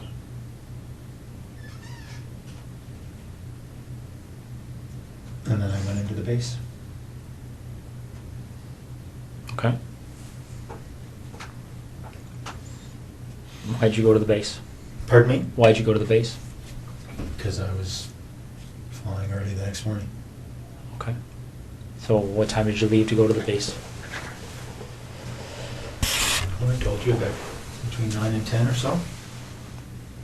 On the Friday night? Yep. Okay. So you fly, and Then I drove home to Ottawa. so which night would you? Saturday night. So you land, and what time are you landing? 6:30. Okay. Saturday night. Did you go by the house in Tweed on your way to Ottawa? Or? No. So you drove straight home to Ottawa? What time did you get there at? Do you remember? Sometime before midnight. I can't quite remember, but I think I went in the office first, did some work. So I think I got home to Ottawa just before midnight, something like that. I think. Not sure. I slept for a little bit at the Tim Hortons in Brockville. So it might be later. I honestly can't remember when I got to Ottawa, but Okay. yeah, midnight-ish, Saturday. Mm-hmm.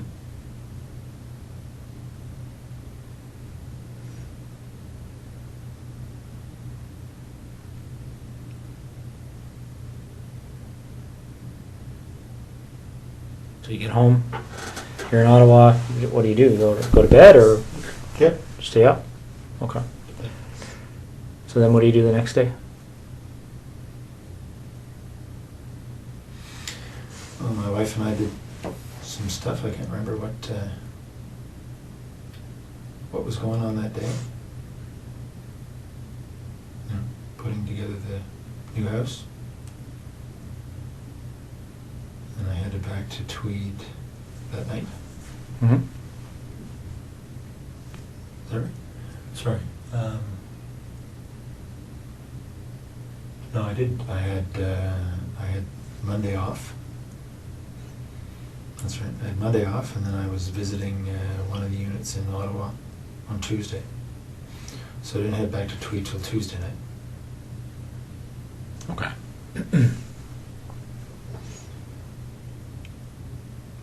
So you get back to Tweed, and what happens next? I took Jessica's body to that spot. Okay. That happened on Tuesday night? Just this past Tuesday, obviously? Yeah. Okay. Do you remember what time that was? It was pretty late. It was midnight-ish. I'd say between midnight and 1 on Wednesday morning. Okay. What made you decide to measure that distance, that 0.7 kilometers? That's just the way I am. Numbers. I have to know the numbers. Okay. And how did you leave her? I just left her tucked behind a fairly large rock. Okay. Is that duct tape still on her? Mm-hmm. And what else is on her? A couple of towels wrapped around her head, and the top and pants. She was wearing jeans. Okay. Did you ever go back there? No. Right.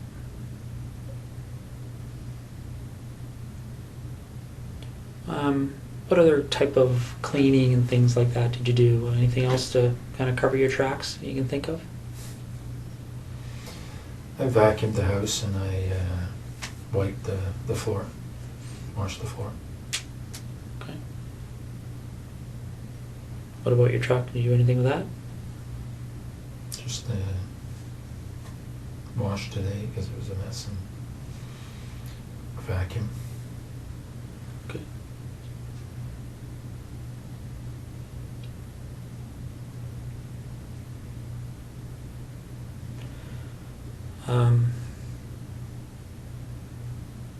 So Marie Franz, when did it first occur to you to go to her house?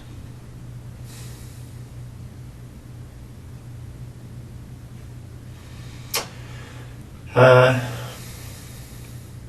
probably in October. October, November, not quite sure, but somewhere in that time frame.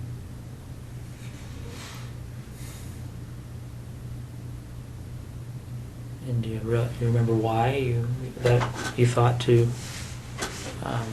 do that?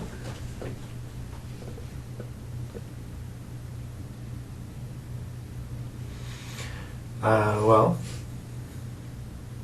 she had said she lived alone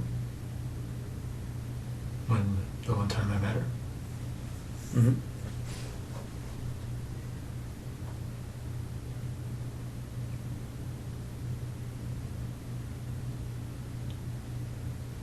Yeah.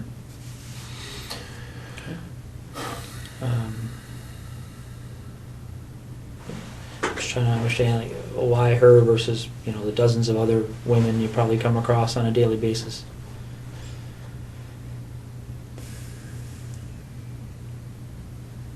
I don't know.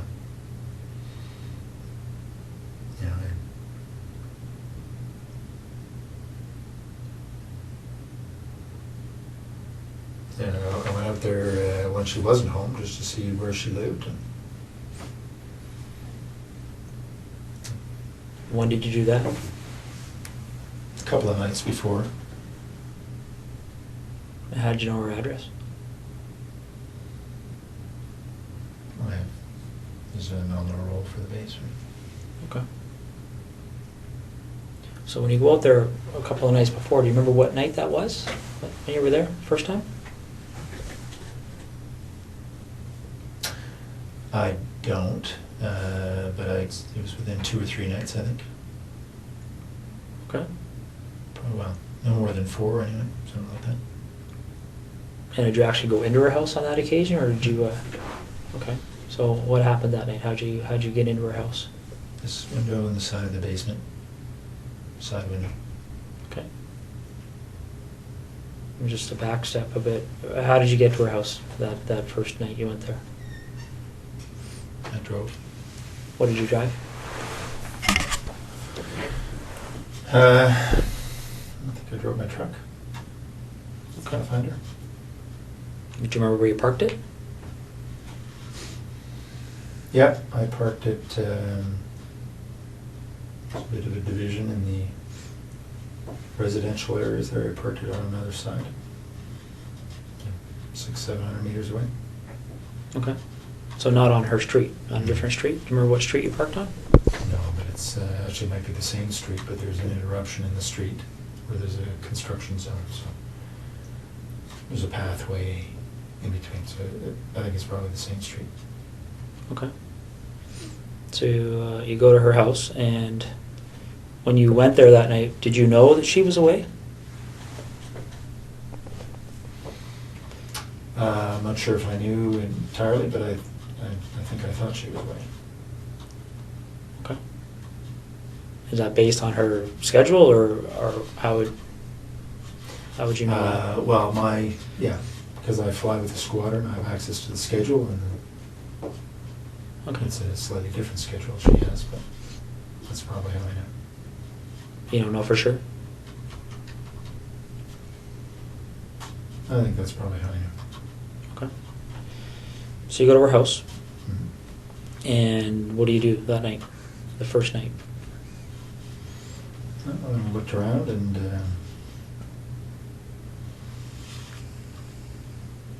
make sure that she was living there alone.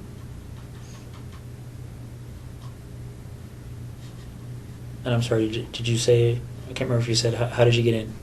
Same way. It's about side basement window. Side basement window? Okay.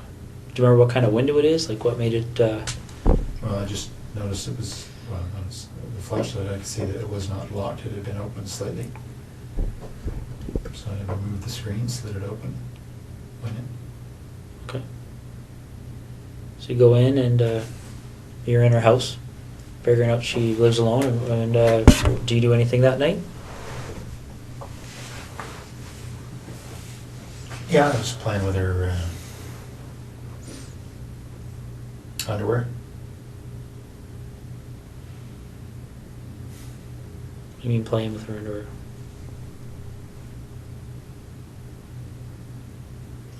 Wearing it. Okay. Doing anything else?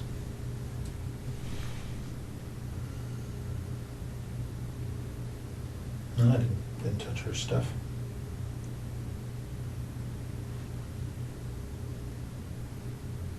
What do you mean you didn't touch her stuff? I mean, you touched her underwear, but... Yeah. So- But nothing else. Okay. Did you take any of the underwear with you that night? Yeah, a few pieces. And where did you find the underwear when you went in? In her drawer. Was it clean? Was it used? Or, Clean. okay. Anything else you can remember doing that evening that you... No. All right. So, after that first visit, did you return again before meeting up with her? No. Okay. So, which day did you go to her house when she was there?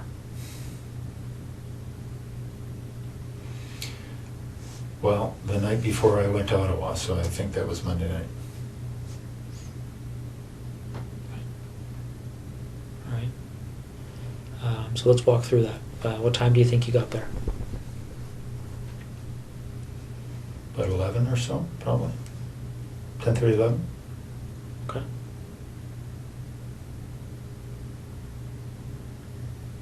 Yeah, so she was on the phone in her room.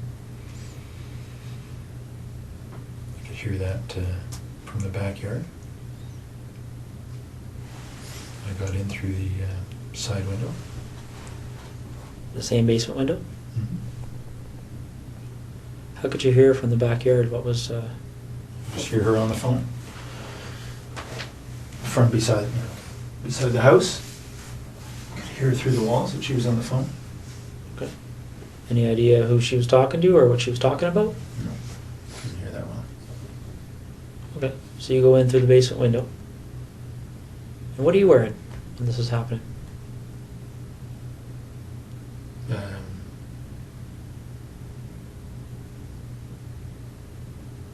A sweatshirt and Dockers, I guess. And the 2 pieces on my head. Okay. And where are those 2 pieces now? Pieces that you wore on the head? They're probably in my bag, in my luggage bag in Edison in the bedroom. What does your luggage bag look like?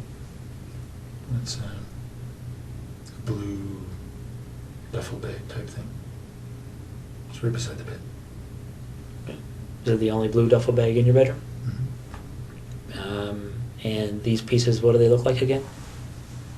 It's a blue headband. Okay. Standard blue, winter headband. And black skull cap type thing. Okay. Any insignias or anything on them? Yeah, there are, but I don't know what they are. The blue headband has something stitched, a name of some sort stitched on it. And the skull cap has some sort of emblem, white emblem on the black. Don't know what it is. Are they like sports emblems or company emblems or? It's the manufacturer's. Okay. Anything else in that blue duffel bag? I don't think so. Is it full of things other than? Just my clothes. Okay.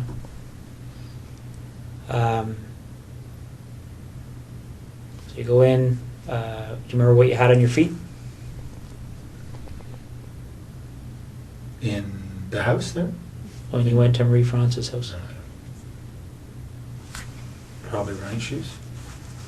There wasn't snow on the ground.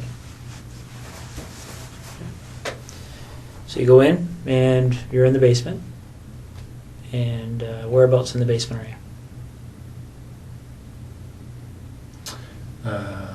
By the furnace. Okay. And what are you doing? What's your sort of plan at that point? I was waiting for her to go to bed. Okay. And how long did that take? Well, she didn't. Because then she came down looking for the cat. All right. And what happens next? Well, as I described, I subdued her. Gave her the flashlight. But essentially, wrestled her to the ground and tied her up.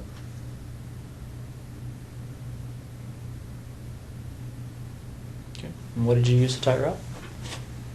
Same rope, green rope. It's in tweed. Is it just green or like how long is this piece of rope? It's probably 20 feet. It's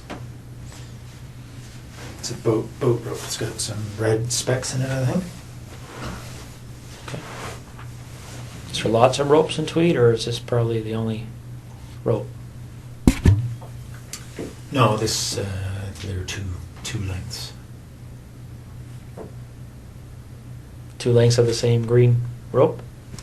And were they both used? Well, I only ever had one with me, so I don't know if I used the same piece both times or not, but only 2 lengths of rope. Okay. So you tie her up. How did you tie her up after you subdued her? Okay. And what is she wearing at that point? She wasn't wearing anything to start with. So when she came down to the basement, she had no clothes on? Mm-hmm. She had some sort of a shawl over her shoulder. Okay. And she immediately dropped when she saw me. Did she say anything when she saw you? She did. She called out, "You bastard." Okay. And then what happened? I subdued her as I described. By hitting her with that red flashlight? Mm-hmm. Okay. Although they were more glancing blows, cut her skin, but weren't doing much else. Okay. She fell over and then I subdued her. She tripped. How did you tie her at that point? Like, I know you used the rope, but what did you tie her up like? Just told her to put her, I pulled her hands behind her back and just tied her wrists together. Okay. And then what happened after that? Then I took her upstairs.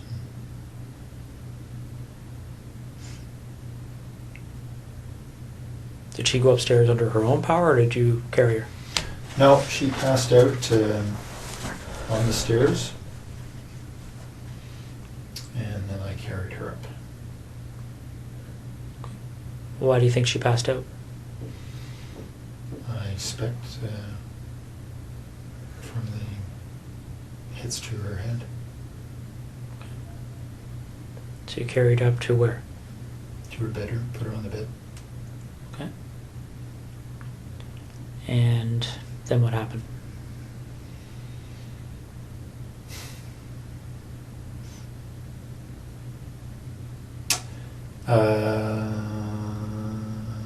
Well, as I described, I think she's on the bed. I raped her over a period of time. Okay. And again, just to be specific, what sex acts took place? Just vaginal. Your penis and her vagina? Yep. Any condom used? No. Did you ejaculate? No. Did you ejaculate at any point with her? No. Okay.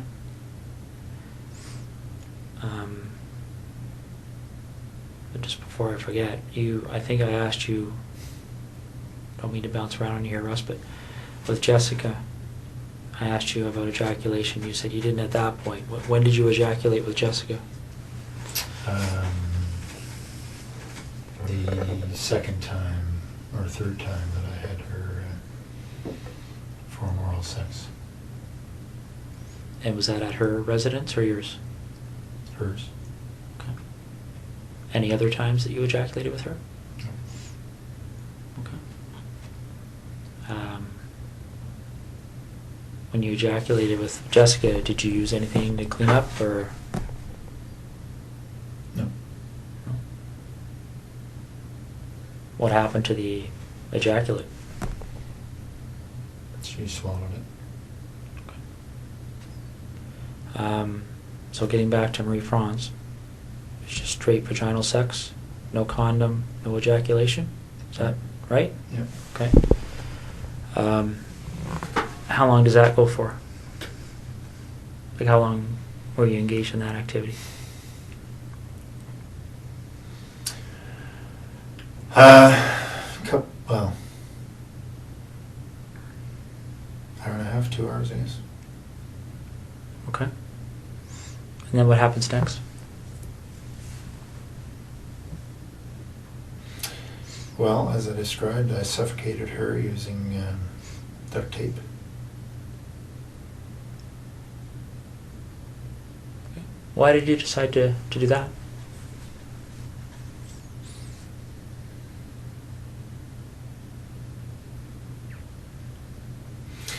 Well, again, because of the pictures. As I described to you, it would have, it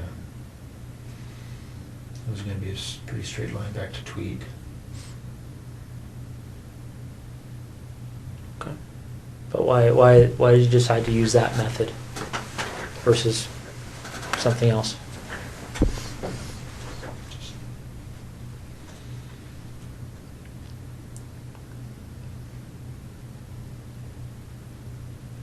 I had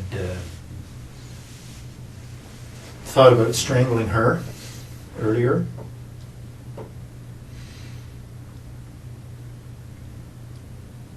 That's on the video. What is? My, well,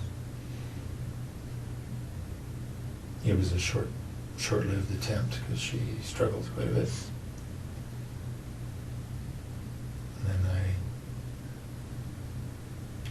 decided that I needed to suffocate her. So there was a short-lived attempt at strangling her? And what's on the video, the suffocation or the strangling? Well, just me putting my hand on her throat.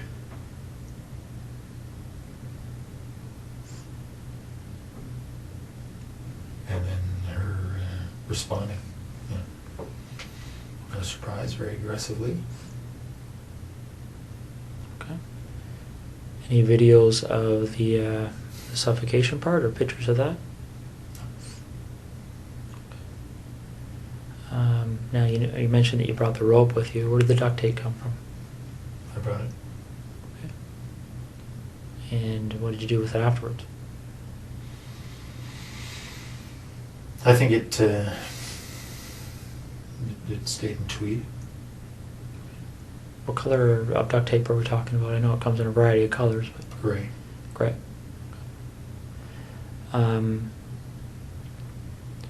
So before the suffocation, obviously, how long do you think you were with her from the point, well, how long do you think you were in that house from the point you went in that window to the point you left?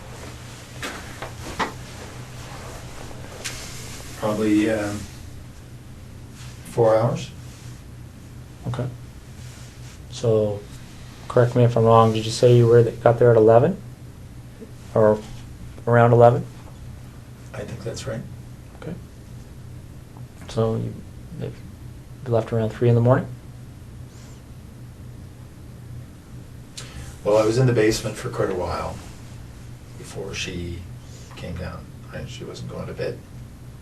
So I was probably in the basement for 30, 40 minutes. Okay. So by the time she saw me, it was probably closer to midnight. All right. But I didn't have a watch on, so I'm not sure. Any gloves?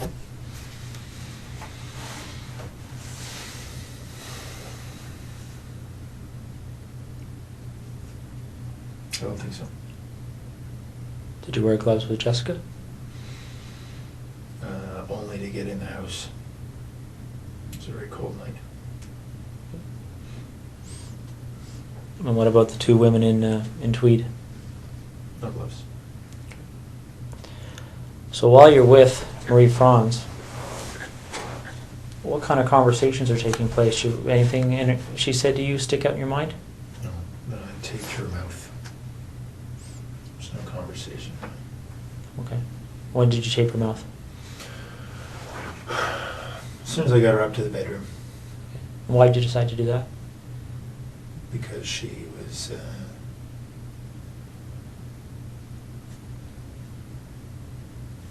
quite aggressive. In what way? I was confident she would have screamed given the chance. What way But was she did initially, Did she? Okay. in the basement. So in what way was she aggressive? Well, just in, when she discovered me, she was very vocal, screamed quite a bit, until I'd subdued her, so I expected she would scream again, given the chance. Okay. Do you remember how you left her residence? Back door. Patio door. Okay. Did you take anything with you that night? Some of her underwear. Anything else? No. All right. Did you do anything else to try and cover your tracks with Marie Franz?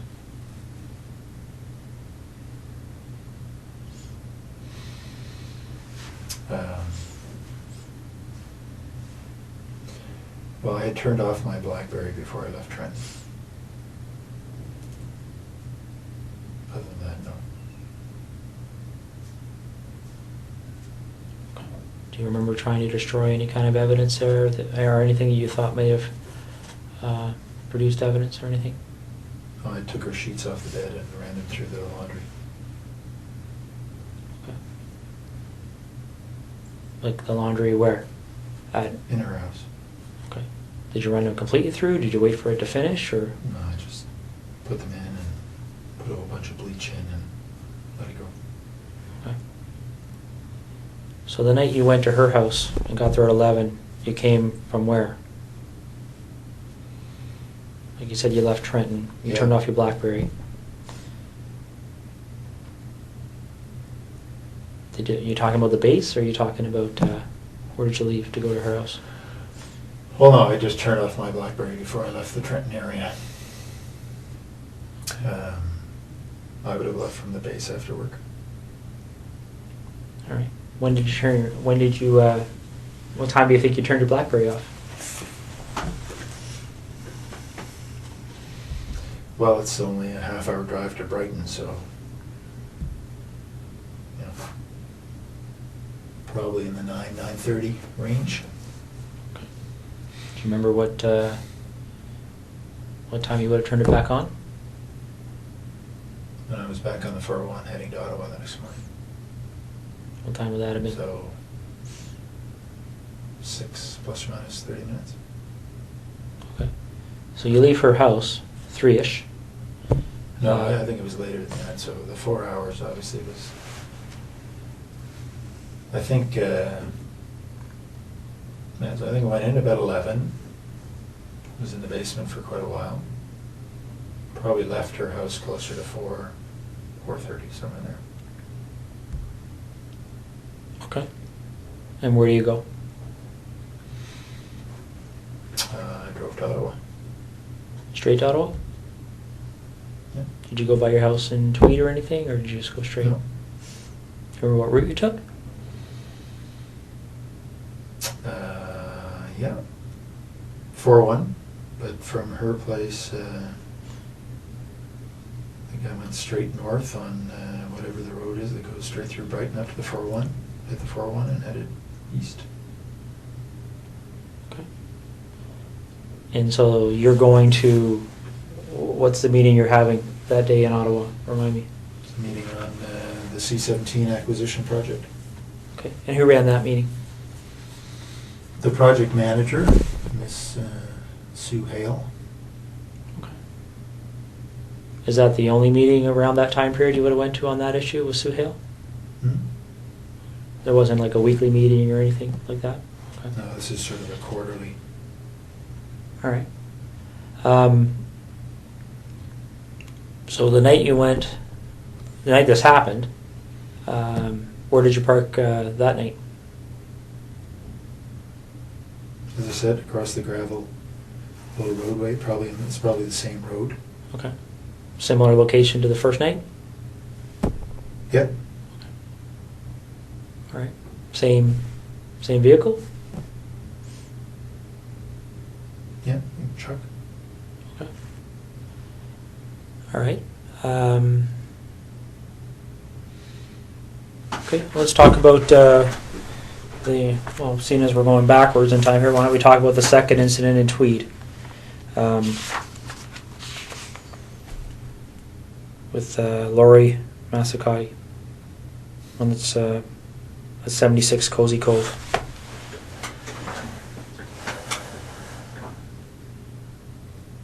How did you decide on her? I knew she lived alone. That's it. And how did you know that? She lived 3 doors down and didn't know her, but I knew she was pretty lone. She had a boyfriend and hadn't been around. So.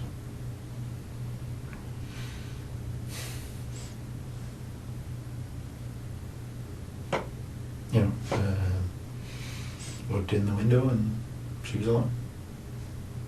So she had a boyfriend, but he wasn't too frequent? Okay. Well, he was. She told me that they were fighting, so that's why he hadn't been there. Okay. So,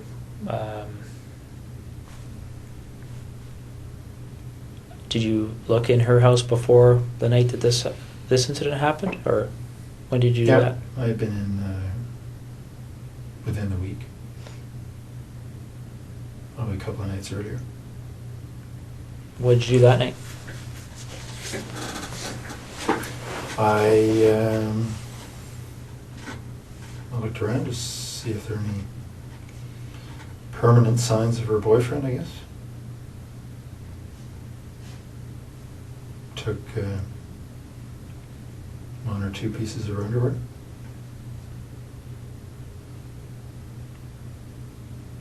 That's all. Okay. So the night you go there, when the incident happens, do you remember what time that was? It was pretty late. I probably got into the house around midnight. She was asleep on the couch. Well, I didn't know that, but I knew she was in there. And how'd you get in, sorry? Window in the back of the house. There's a little sunroom.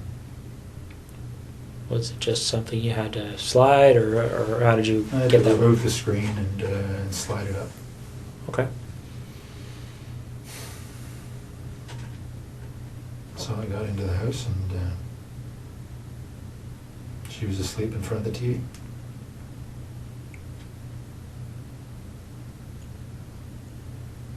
Wearing anything on your face that night? Yeah, same things. Okay.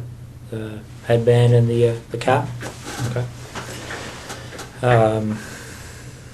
What kind of clothes did you have on? Just dark sweatshirt or pants. Right. So she's asleep on the couch, you're in there, and then what happens? We have been through this, eh? I know. I struck her with the flashlight, thinking it would knock her out. It didn't. We struggled. I subdued her. Took some pictures. Left. It's probably in the house about 2.5 hours. It's a pretty short description for 2.5 hours. Well, yeah, we talked. I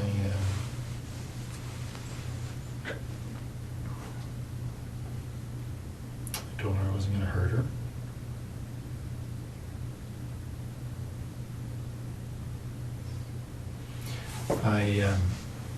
I told her that there were other guys in the house robbing her. My job was just to control her.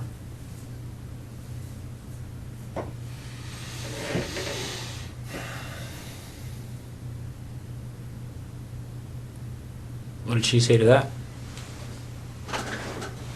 She was scared. Worried she was going to be seriously hurt. Did she say that, or did you just assume that? No, no, she said that. She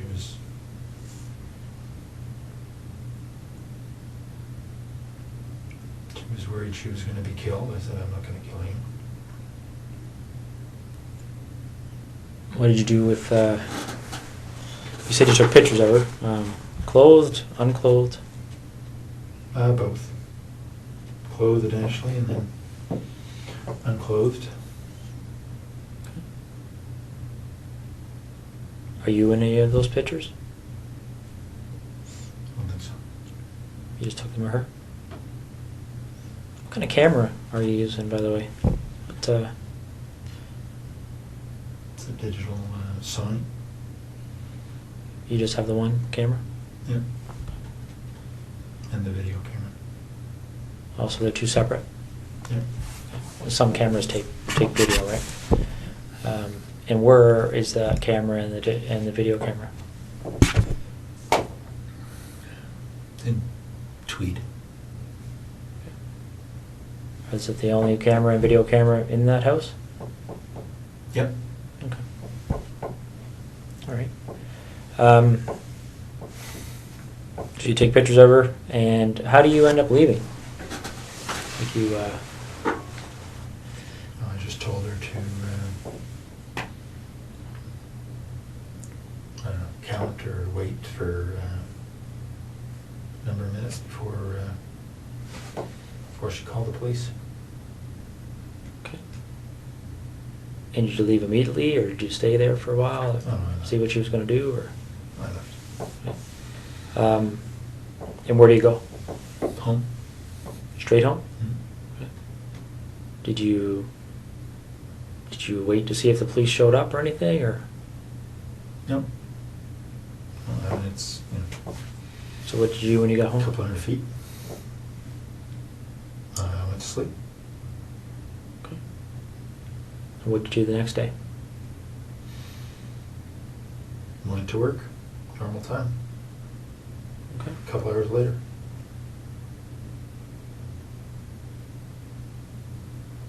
All right. Do you remember how her clothing was removed?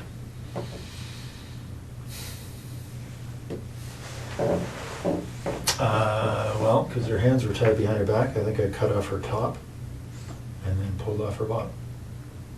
What did you use to cut her top?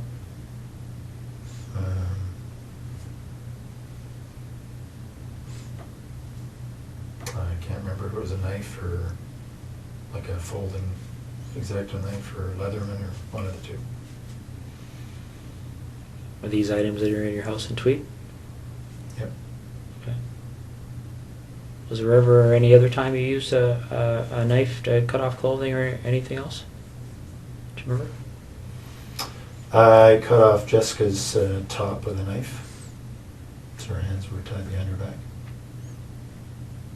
That's all. Okay. And where's that knife? Which knife did you use that time? That was the Leatherman. That was leather? Tweed.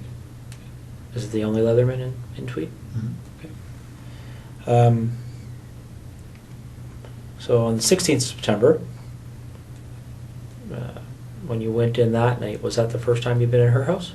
Yep. Okay. And why her? Just because I'd seen her and she was cute. That's it. Okay. So there was no,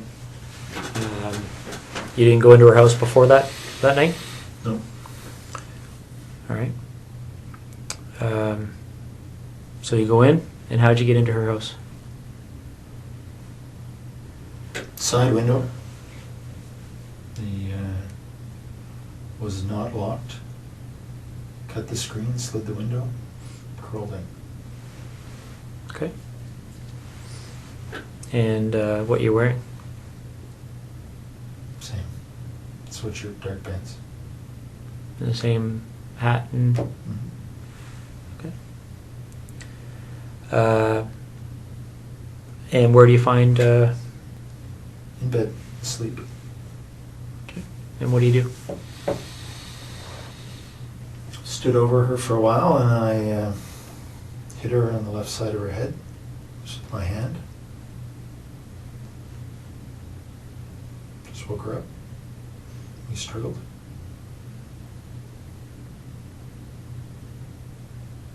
You know, I just lay on her.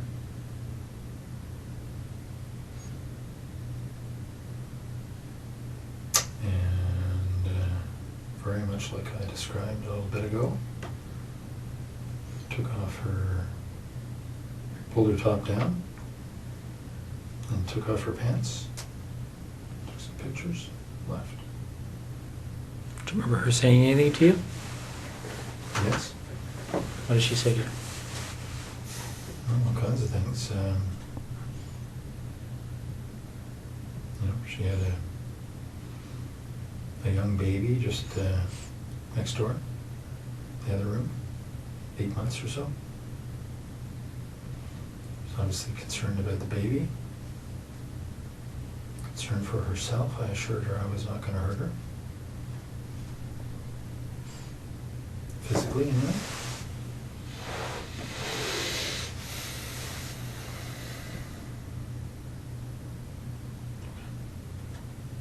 Okay. Any underwear taken from or Lori? Yep, both. And where would they be located? In Tweed.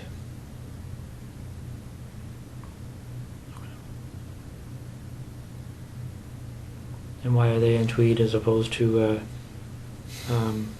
Marie Franz and Jessica's underwear?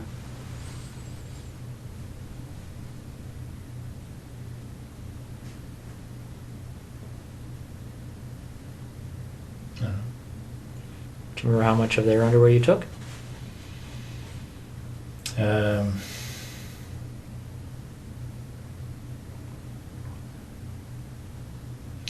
Not very much from Lori. Did they know that you took their underwear? I don't know. You didn't discuss it with them or anything?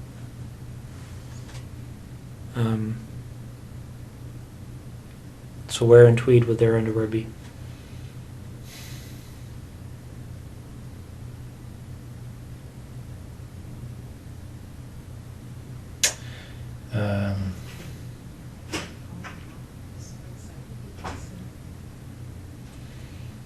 In the there's a laundry room area, Okay. just between the house and the garage. Right?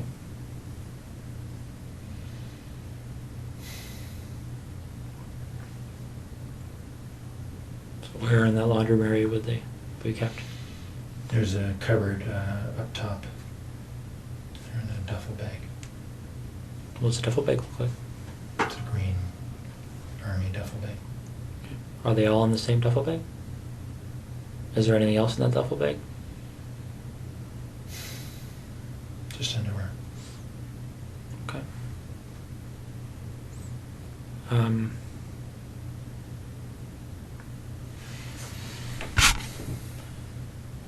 When these pictures are looked at, you talked about being in Marie Franz's underwear on the first night you went in. Did you take photographs of that?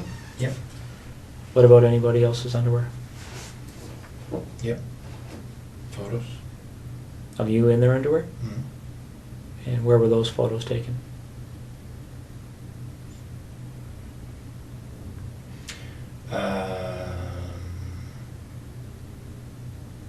Well, sometimes in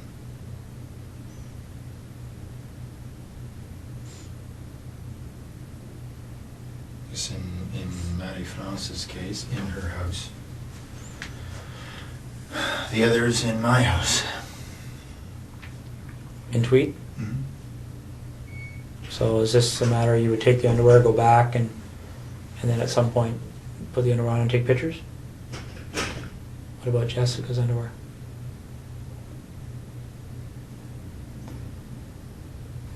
She's only her. Right? So you don't have pictures of you and her underwear? No. All right.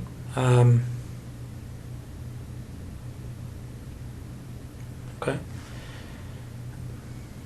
Well, I guess I just have a couple of questions for you. I mean, I'm sure there's going to be more questions, but I guess what's on my mind right now, Russ, is what made you decide to tell me this tonight?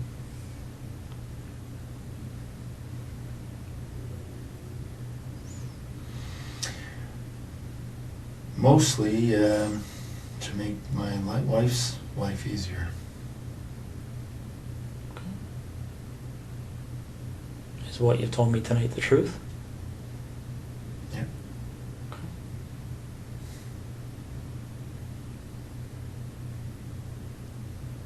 How do you feel about what you've done? Like what?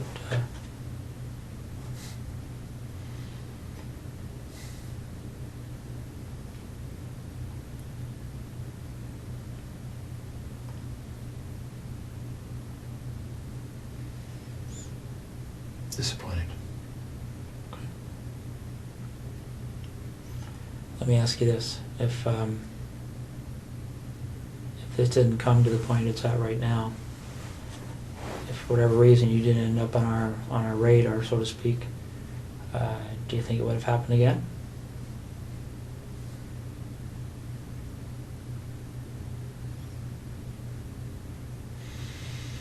I was hoping not, but I can't answer the question. Okay. Not too much here, Russ. Just a few details that I wanted to cover off, and specifically dealing with Marie France. In the basement of her house, there's a hole in the drywall. Do you recall how that happened? Whereabouts? I don't know specifically, but it's downstairs. I don't remember that, no. Okay. Do you remember doing anything with her in the basement where you may have used some clothing or something to secure her? Yeah, I tied her up against one of the poles in the basement initially.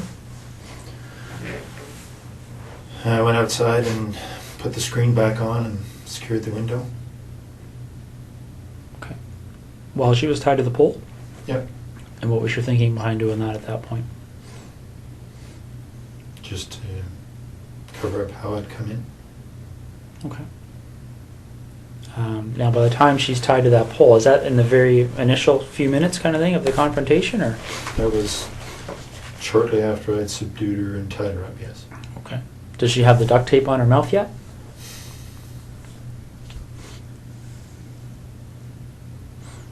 I think probably.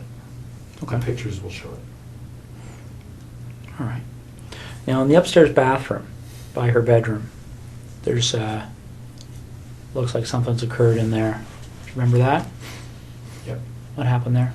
She had passed out on the bed, and I had gone to look out the front window, see if anybody was coming. And she got up and closed the bedroom door and raced into the bathroom trying to get somebody's attention. But her mouth was taped and her hands were tied. Okay. What did you do as a result of that? Well, I just got in and subdued her again and got her back into the bedroom. Didn't do anything, just regained control of her. Okay. If I remember correctly, there's a bit of blood in there. Do you know where that blood would have, how that would have occurred? All the blood was from the initial hits as I was trying to subdue her. Okay. Her skin breaking with the blows to her head. Okay. Do you recall blood being in the bathroom? No, actually, I didn't have the light on in there, but it doesn't surprise me. Okay. There's a pair of underwear and some socks on the floor of that bathroom that belonged to her. Do you remember how they got there? I Do you remember seeing them? see them. No. Okay. What do you recall doing to her breasts? It's pretty clear that there was something happened to her breasts. Do you remember what that might have been? No, I certainly touched her breasts. I didn't do anything to hurt them. I remember that. No. Okay. All right. Well, Russ. Now, when I suffocated her, she was on her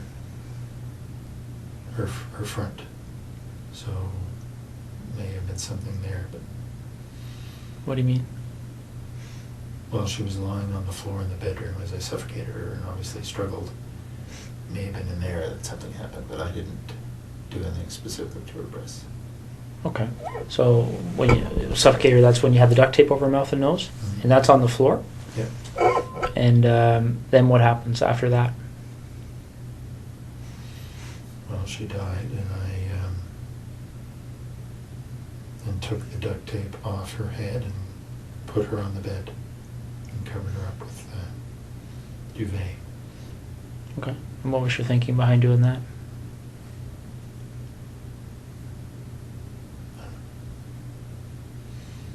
Nothing really. Okay. As you might expect here, Russ, certainly even now, one of the Ottawa investigators mentioned to me that there's a number of incidents that have gone unsolved over the years. Can I was going to get into that. Can I go to the washroom quickly? Yeah, I can get somebody to take you to the washroom. Okay. That's it. What did you think about this crazy case? Drop a comment down below and let's talk about it. Also, make sure you like and subscribe to the channel so you never miss another upload. And speaking of which, click this video on the screen right now for another truly bizarre case. Till next time.